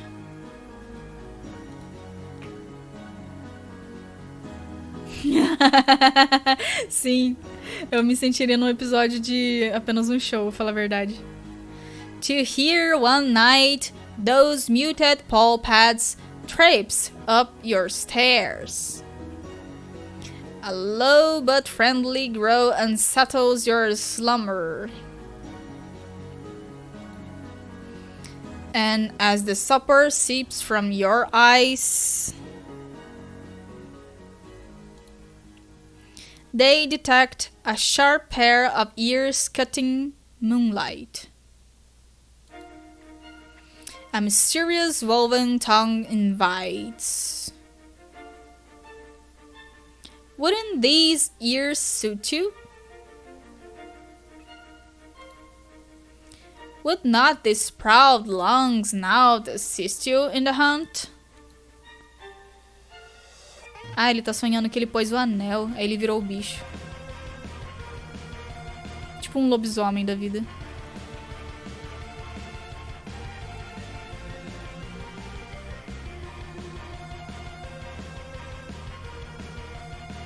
Tá preula. Nossa, o sonho virou um pesadelo do nada, tadinho.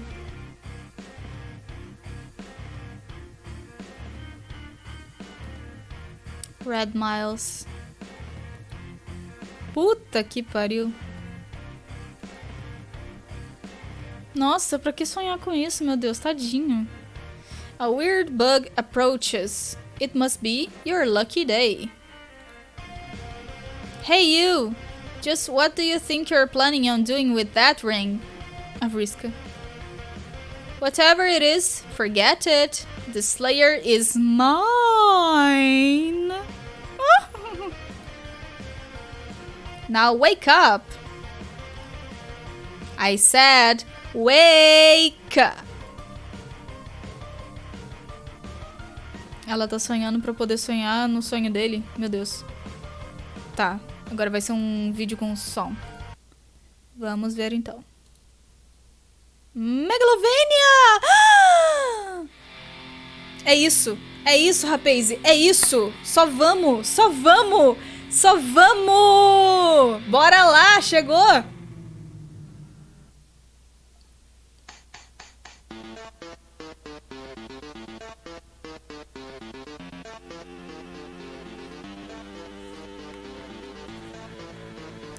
Presta atenção, esse é importante. There's.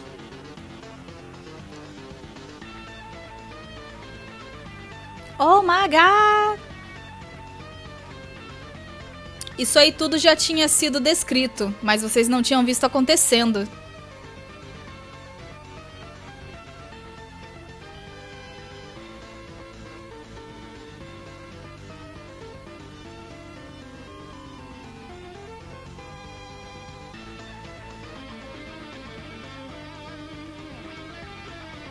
A Aradia espertinha foi lá, achou a cama dela e conseguiu no último segundo transcender e virar Gotir. E agora finalmente ela tá viva de novo, graças à esperteza dela.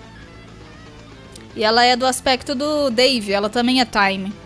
Ela também pode mexer com o tempo.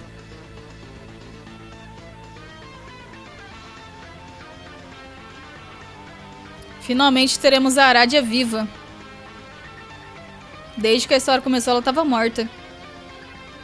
Aí, agora, pra mostrar que ela é foda, ela vai paralisar o tempo do lobão. Do Lobopidon.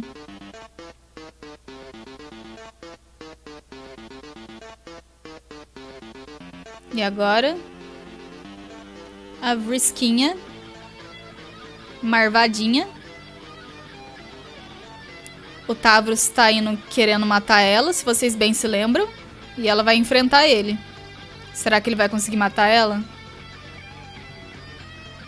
Lembrando que a sorte é toda dela. Tá provocando ele tá provocando e ela tá provocando de volta. Maníaca psicopata guardou a perna dele no baú. E ela foi lá e matou ele. Pronto. Começou. Começou a matança dos trolls. A partir daí só vai ladeira abaixo. Agora é agora. É agora que a merda roda. Era disso que eu tava falando semana passada. Não, ele morreu porque ele não tem o que é preciso pra matar, né? Easy. Land already. Eu perdi a conta de quantas vezes eu vi esse vídeo. Tem esse vídeo reanimado, tem ele 3D, sabe? Os fãs fizeram de várias formas, é muito bom. Por isso que todo mundo fica com a impressão de que essa música é o tema da Vriska, mas não necessariamente. Mas eu também associo essa música com a Vriska, pra falar a verdade.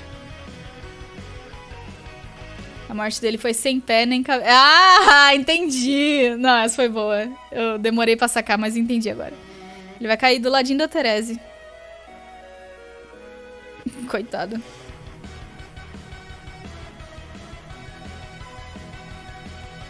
É engraçado sair sangue da perna mecânica, né? Mas enfim.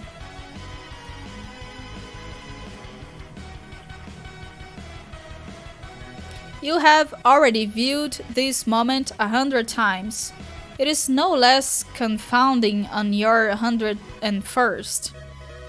There is nothing otherwise unusual about the scene. A simple girl is understandably preoccupied by her handsome assortment of orbs, while surrounded by her ever-growing band of amphibious and reptilian acolytes. Pra variar, a Canaya tá espionando a namoradinha dela. And then, darkness. You have one lead in your investigation, but she hasn't been very helpful so far. Contact future Jade.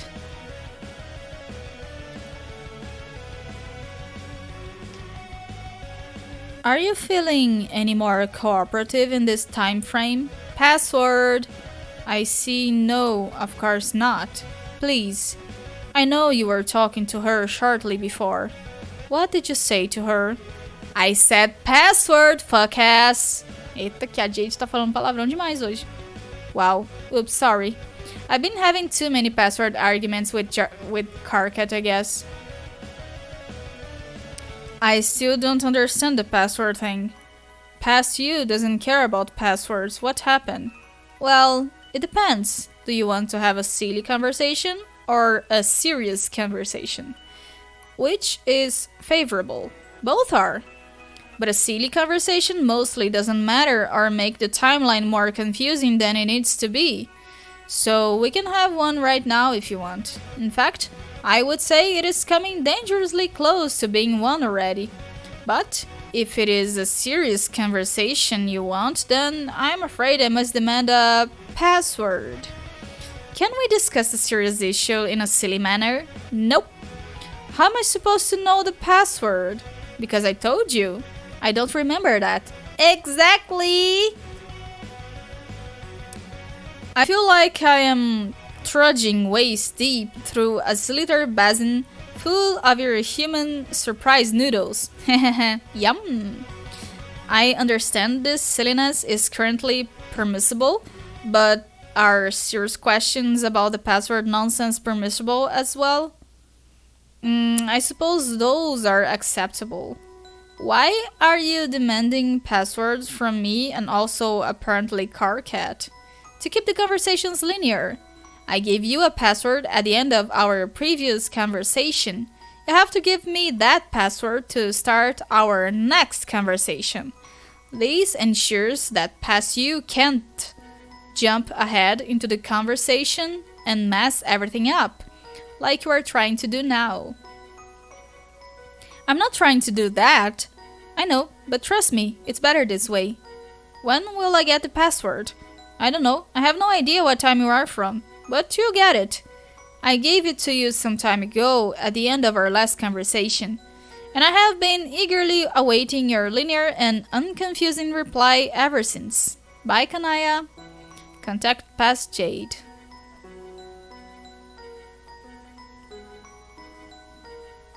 Caraca, Jade fazendo progresso aqui já.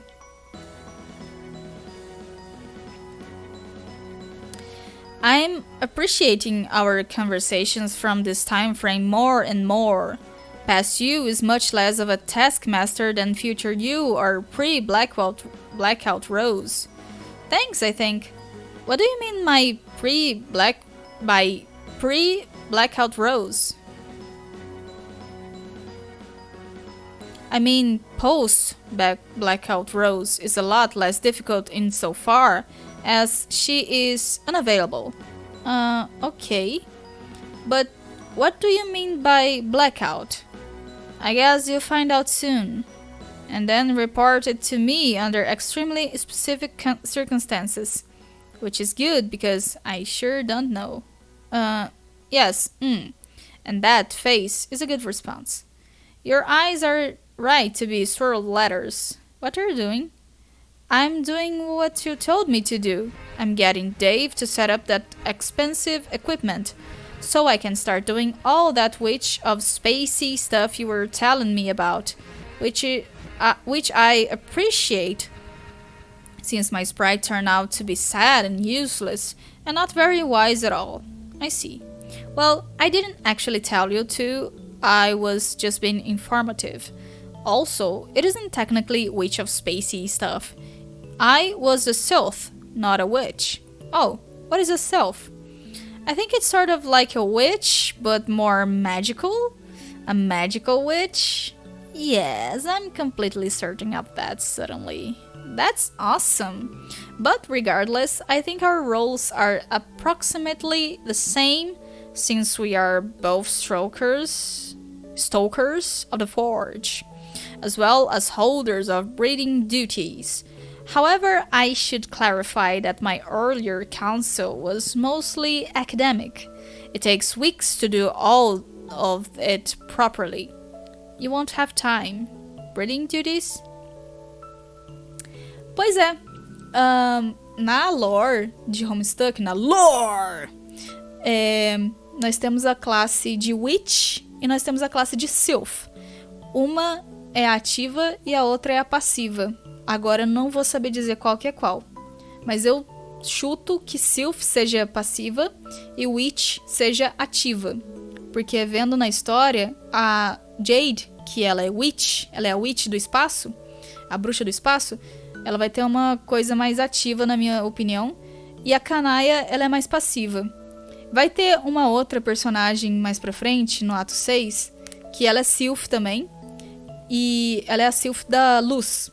E daí ela vai usar o poder dela pra curar as pessoas. Então a Sylph, eu acho que ela é mais de suporte. A Canaia, no caso, seria mais pra suporte. Só que a Canaia é de espaço também. Então, é diferente. Tanto a classe quanto o aspecto vão dar uma diferenciação aí na leitura de perfil. Então não é porque é Sylph que vai ser sempre uma coisa só. Uma Sylph do espaço e uma Sylph, no caso da luz, vão ter as suas próprias diferenças. Elas vão ser parecidas em algumas coisas, nos poderes, mas não na abordagem.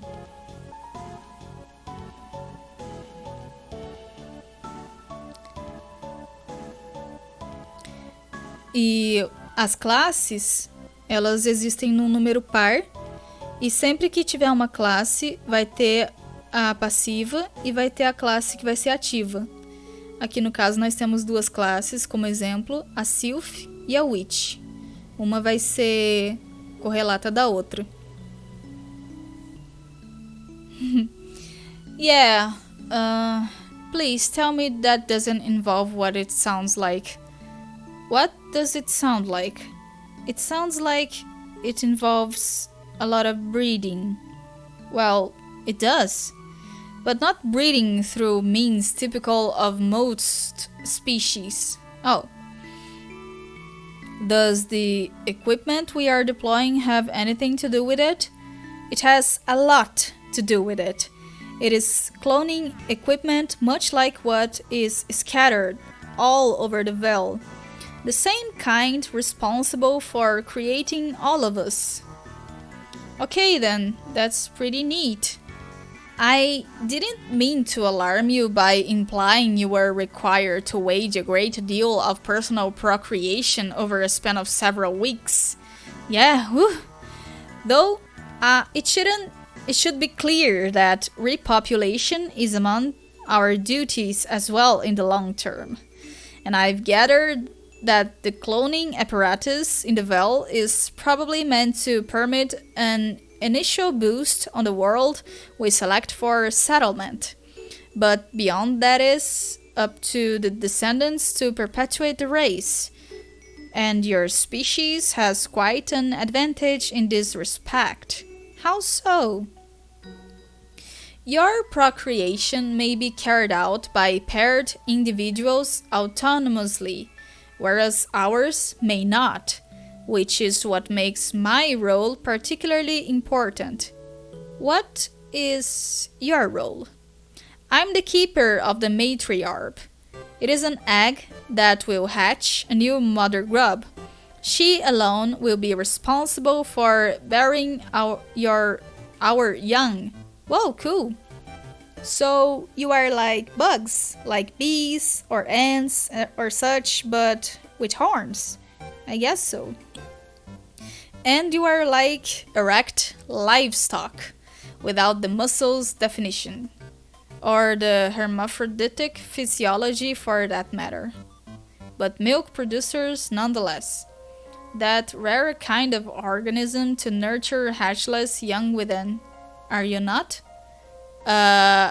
Yes. Essa conversa tá me deixando um pouco... não sei o que sentir. You got the auxiliatrix key. Anyway, I had imagined I would hatch the new grub on a planet in your universe. And when that became impossible, I quickly lost hope. I assumed it would remain locked in its card forever, which could only be opened when the orb was meant to be used. But then, I found something quite unexpected when I was exploring this lab. I found a key. It was deep in the meteor, and as I suspected, it released the orb, which was really confusing to me for a while, until I realized what it meant. which is so obvious. I'm amazed I didn't think of it right away. What? It means I am supposed to use it now, to hatch the grub in the heart of this meteor. You think so? Sure. There's no reason a meteor couldn't act as the center of our race's resurrection. They are themselves like large seeds after all. The only question is whether we can manage to keep it from being destroyed, as well as whether I am able to raise a mother grub to maturity. Oh wow, that thought is actually pretty overwhelming. I think you can do it. You do? Yes. Didn't you say your Lucius was a grub? Yes, she was in fact a mother grub, who relinquished her calling as matriarch to raise me. That's perfect. If you were raised by a mother grub, then you are in a great position to raise one yourself. It is like a sort of family legacy. A really cool alien family legacy. Okay, thanks for saying so.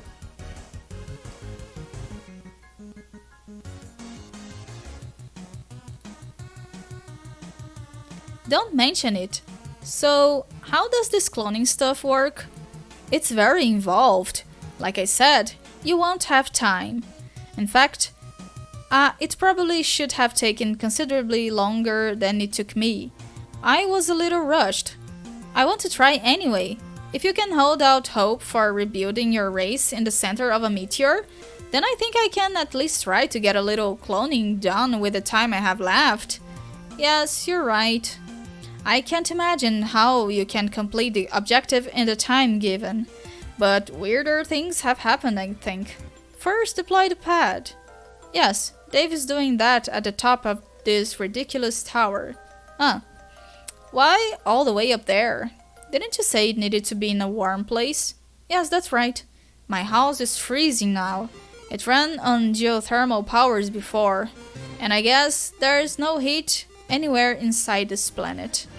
That will probably change if you light the forge, but one thing at a time, I guess. Yes, I would like to hear about that later, but yeah, the weather seems just fine out here in the median. Let's see how Dave is doing. Deploy cloning apparatus. Aí o Dave tá ajudando ela a fazer a quest dela. Examine. It's so small. That's the appropriate size for the equipment, but clone babies can barely even fit on that things. Babies? What? I mean, young humans. You know, what we milk producers nurture hatchless within? Yes, I know. I didn't mean to suggest your breeding duties involved cloning humans. Repopulation is not what's happening here. It's not your objective as the Witch of Space. Not yet, anyway. Then, what is the objective? What am I breeding? Frogs. Sorry, I thought that was obvious. Ela vai fazer sapinhos. Vai produzir sapinhos em massa. Rabbit! I can't get over how tiny this thing is. It's so cute. So, the baby frogs show up on this pad here? Yes. I can't wait to try it. What are you laughing at there? Oh, lol. Dave just had a lot of funny stuff to say about all this. What is he saying? Oh, you know, a bunch of silly stuff. There's too much to copy/paste. Here, I'll save it all to a file and send it to you. Dave's a funny guy.txt. Okay, I'm laughing pretty hard at all that. Hahaha. Alright, how do I get started? He will need to deploy the terminal. Then you can start hunting for frogs to purify from around your world. Eu quero ler o que o Dave falou. Se até a Canaia riu, meu Deus. Deploy terminal. Sapos. Okay, here is a frog on the screen. No. Is it trapped in ice? I would conjecture that most of them are, and will stay that way until the forge is brought to life. I think the event is designed to trigger drastic planetary upheaval wherever this forge is stationed. It did on my planet as well. Was your planet covered in ice too? No, mostly water. Cool. Anyway, I'll try to rescue this frog. So I push this button to purify it? Yes. It probably won't do any good, but you can try. Okay, a purify frog.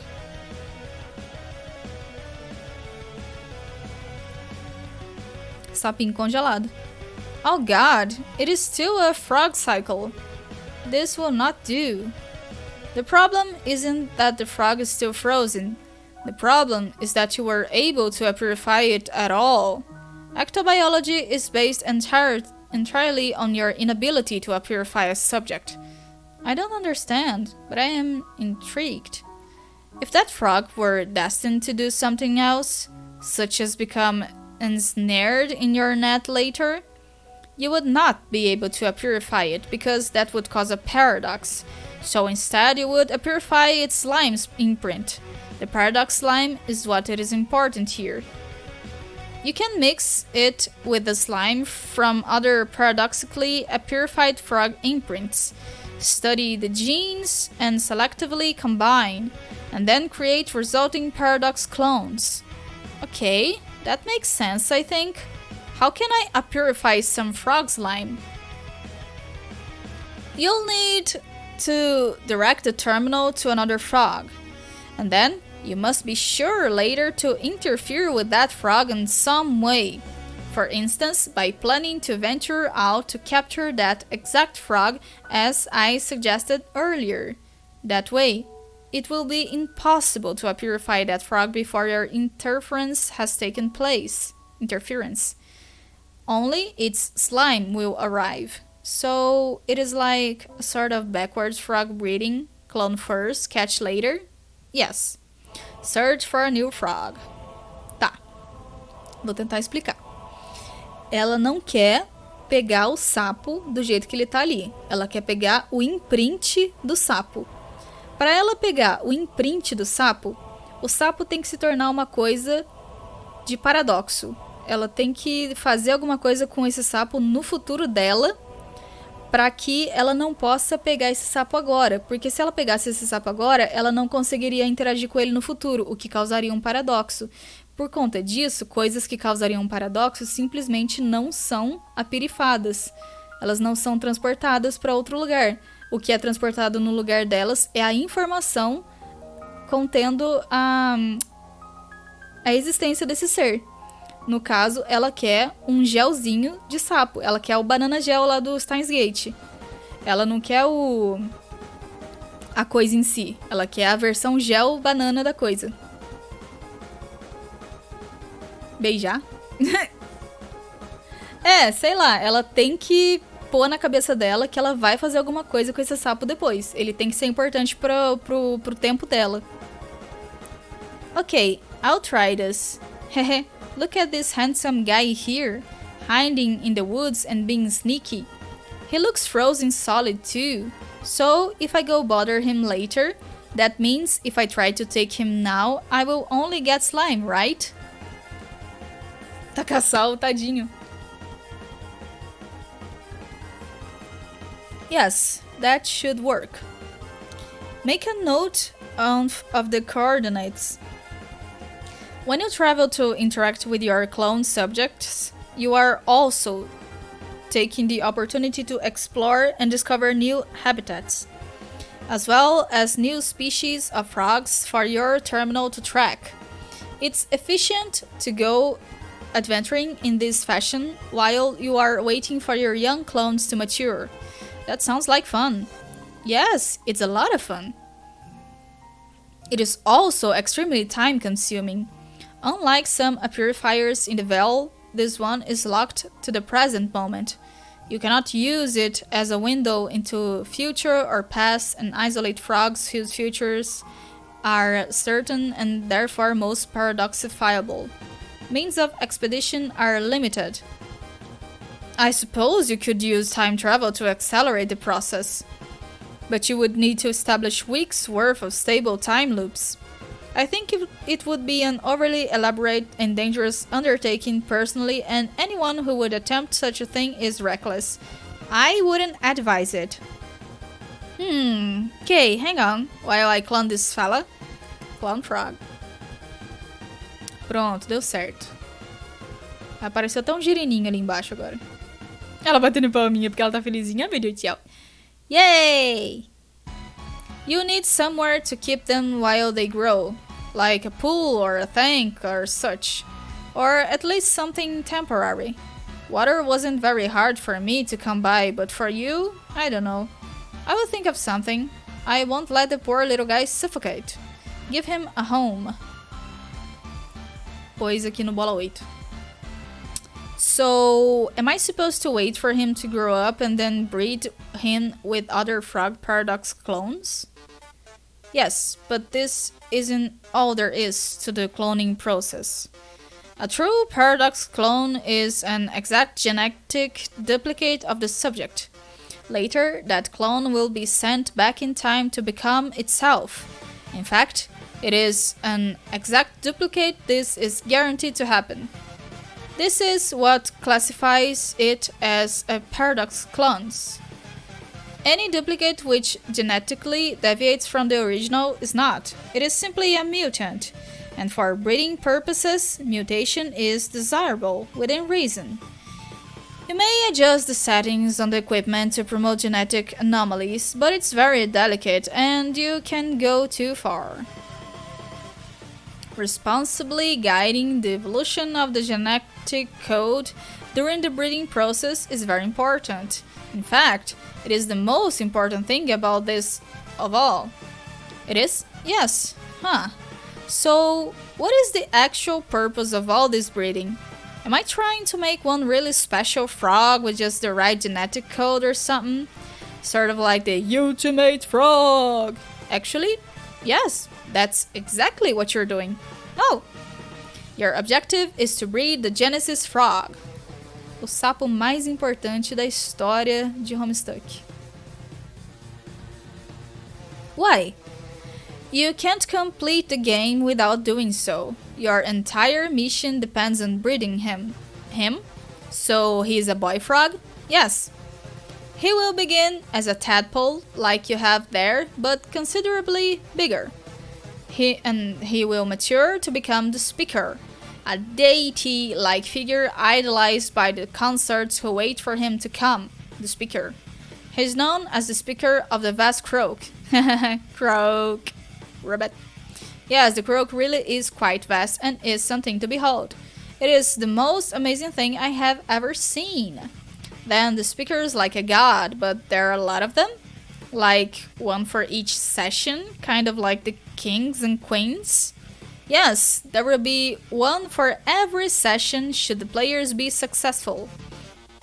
And each one is a unique product of their quest.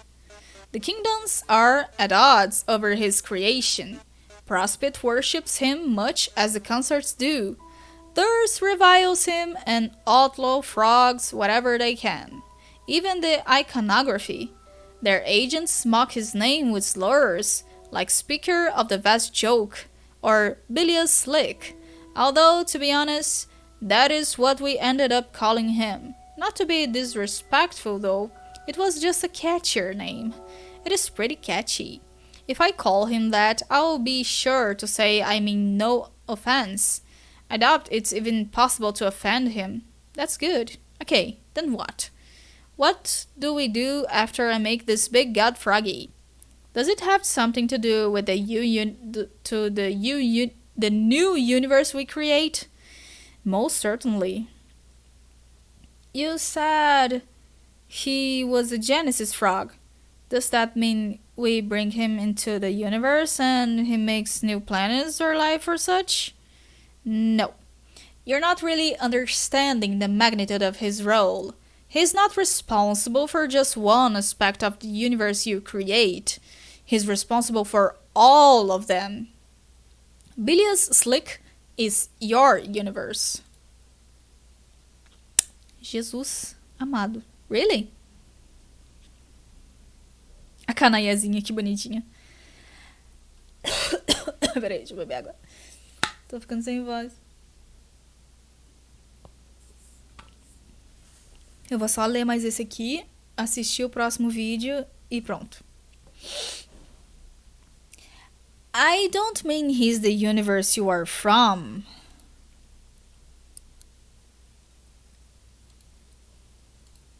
You know? We engineered that incarnation. He is the universe that you are trying to create. Yes, I got that. Sorry. I thought it was obvious, but then wasn't sure. You mean he's literally a universe? Yes, literally. É isso, gente. Vocês já se perguntaram o que é o universo? O universo é um sapo gigante. That statement was literal as you can possibly make words be. I know your species is frequently insincere for a variety of reasons, but your species is too, especially Carcat. He's incredibly sarcastic. That's true, but when we do it, it is usually just because we are trying to be jerks, rather than by way of a mild manner perpetually dispatching little puzzles of rhetoric without apparent purpose. But I don't do that. I try to say what I mean as much as I can. Yeah, I think I've been discerning that. It's a nice change of pace. From what? Oh, it's not important. You mean from Rose? Well, not that it wasn't an enjoyable exercise in xenocultural inculcation. Yeah, Rose and Dave are like that all the time. They inculcate that stuff like crazy. So you have been talking to her a lot, I guess. Sort of. Are you best friends now? I guess as mutually friendly as the time has permitted two people to be. I won't be speaking to her anymore, though. Why? Oh yeah, because you said she's blacked out. What the heck does that mean? It just means, in a few moments from your perspective, I won't be able to see her through my viewport or talk to her. I don't know exactly, but it's not that hard to guess. She has been relying on the powers and counsel of dark gods and other sources of ambiguous intent. And she has consequently devised a plan which sounds very dangerous to me. Yeah, I didn't like the sound of her plan either. You are more sensible. It's probably the influence Kaya has had on you. Having spent much of your life awake and prospect like me, you dead? If we're alike in some ways, maybe it's because of this. Yeah. Tanto que as duas são do aspecto de Space, né? As duas são parecidas nesse quesito. I woke up a long time ago. I had trouble sleeping when I was young. The sunlight was unnaturally invigorating to me, I guess. My Lucius could do nothing to help, and when I was supposed to be in my cocoon, I would often wander out to the desert, where one day I was visited by a stranger who dressed and spoke in white. He'd put me to sleep, and I awoke in Prospect, where I have dreamed ever since. He said he was my guardian, and though he visited rarely, I did regard him as that. Then later he stopped coming. In time, I began to believe he was a figment of my mind, like an imaginary friend to give me reassurance when I needed it. But then, while playing our game, I learned he was real. He had spoken to others from our party, and had been manipulating us all to advance his schemes. It was saddening to learn my fortuitous awakening had been the product of a nefarious ploy. Esse é o Doc Scratch que ela tá falando. You're lucky that your awakening probably had no such entanglements. Geez, I hope not. Bom, na verdade o Doc Scratch fez a Vriska jogar o jogo, e daí a Vriska entrou na sessão, e daí ela começou a trollar as crianças, e ela começou a testar na Jade os poderes dela, e fez a Jade dormir, e como a Jade dormiu, ela pôde acordar e ir pra Prospect, então meio que foi culpa do Doc Scratch, sim. But I guess it's only a minor contamination of something otherwise great. I was allowed to see what Skaya would show me, and to prepare for dangers ahead and try to protect people. Me too. Well, Kanaya, I did not realize how much we had in common. You're right, we do. I feel a bit silly that it took me so long to engage with the one corresponding closely with my role. It must be a certain madness I'm afflicted by, to orbit those more reckless and dangerous than I and more daring for it. I guess I want to help them, but they never can be helped, it seems. Estranho falar assim, they can never be helped. Well, it sounds like helping people is something that is in your nature. I can understand that. Are you saying Rose is reckless and dangerous? Yes, definitely. We have our share of dangerous players who seem to do nothing but cause problems. I believe she's yours. And if her insane plan wasn't alarming enough, she has been communicating with the stranger I mentioned. And unsurprisingly, she has not been forthright about the nature of their conversations. You mean your guardian? Yes. And he's not merely a guardian. I'm very sure he's a first guardian, like your Lucius was. Uh-oh. Não, eu tô na verdade só falando a reação em cadeia do que aconteceu. Indiretamente ele foi responsável, pô. I'm not sure why, but the sound of that makes me really nervous. I feel the same way about it. The involvement of any such entity strikes me as quite inauspicious, even when seemingly benign.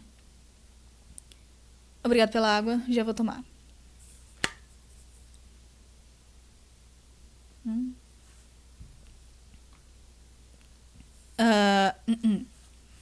Apesar de que o alerta não foi, né? Mas eu vi ali.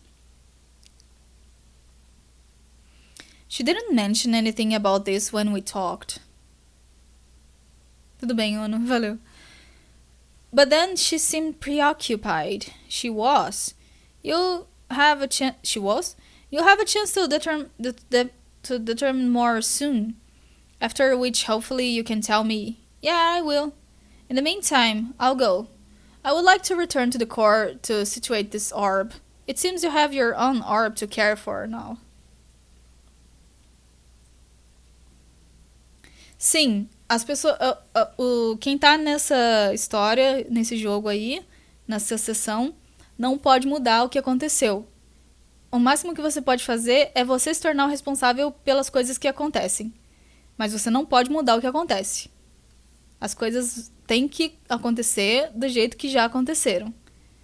A única coisa que você pode mudar é tipo assim, no original, o Jack Noir era criado porque o Beck vai ser prototipado.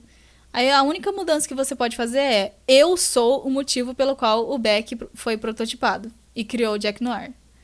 O Beck Noir, aliás. Enfim, é uma parada bizarra aí. Paradoxo. Lol, yeah, I guess so. Okay, you can go do that. And I guess I'll check on Rose, but there's still so much I want to know. I want to know more about stoking the forge and breeding the frogs and about your time in Prospect and all that. Okay, I will definitely help you as much as I can. The young Prospect walkers ought to stick together. Yes! I'll message you again in your future. And you may reply if I have cause to. Oh! That reminds me. I was thinking of implementing a system to keep some of these confusing conversations simple and linear. Does it by any chance have to do with passwords? Yeah, I guess someone told you? Yes, you. You delivered news of the system by demanding a password from me. Oh, you see? You nearly just gave me the idea for the plan in the first place, paradoxically from my own future self.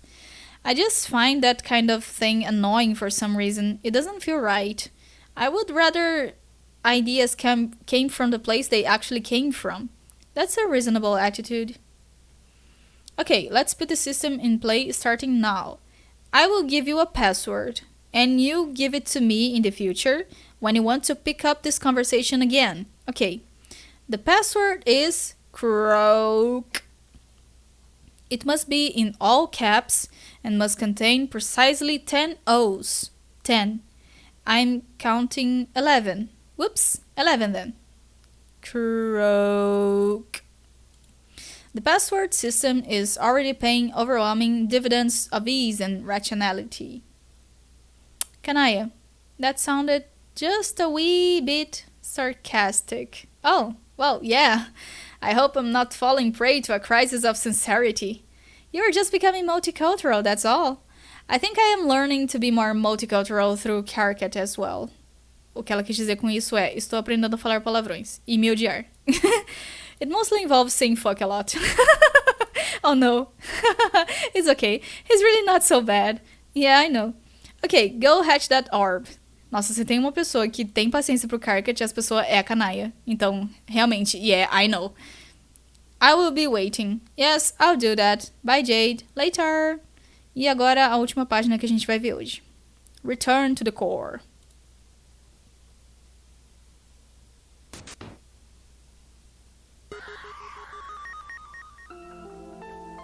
Ah, bom, isso é um, entre aspas, jogo, né? Então deixa pra lá, isso vai ficar pra próxima vez.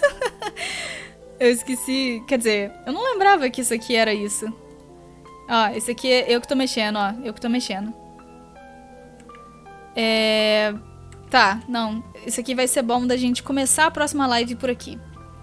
Então, gente, eu tinha dito na live passada, mas agora, com certeza, a próxima live que eu fizer vai dar muita merda pra esse pessoalzinho aqui. Já tá começando a dar, né? Vocês estão vendo aqui os resquícios das coisas.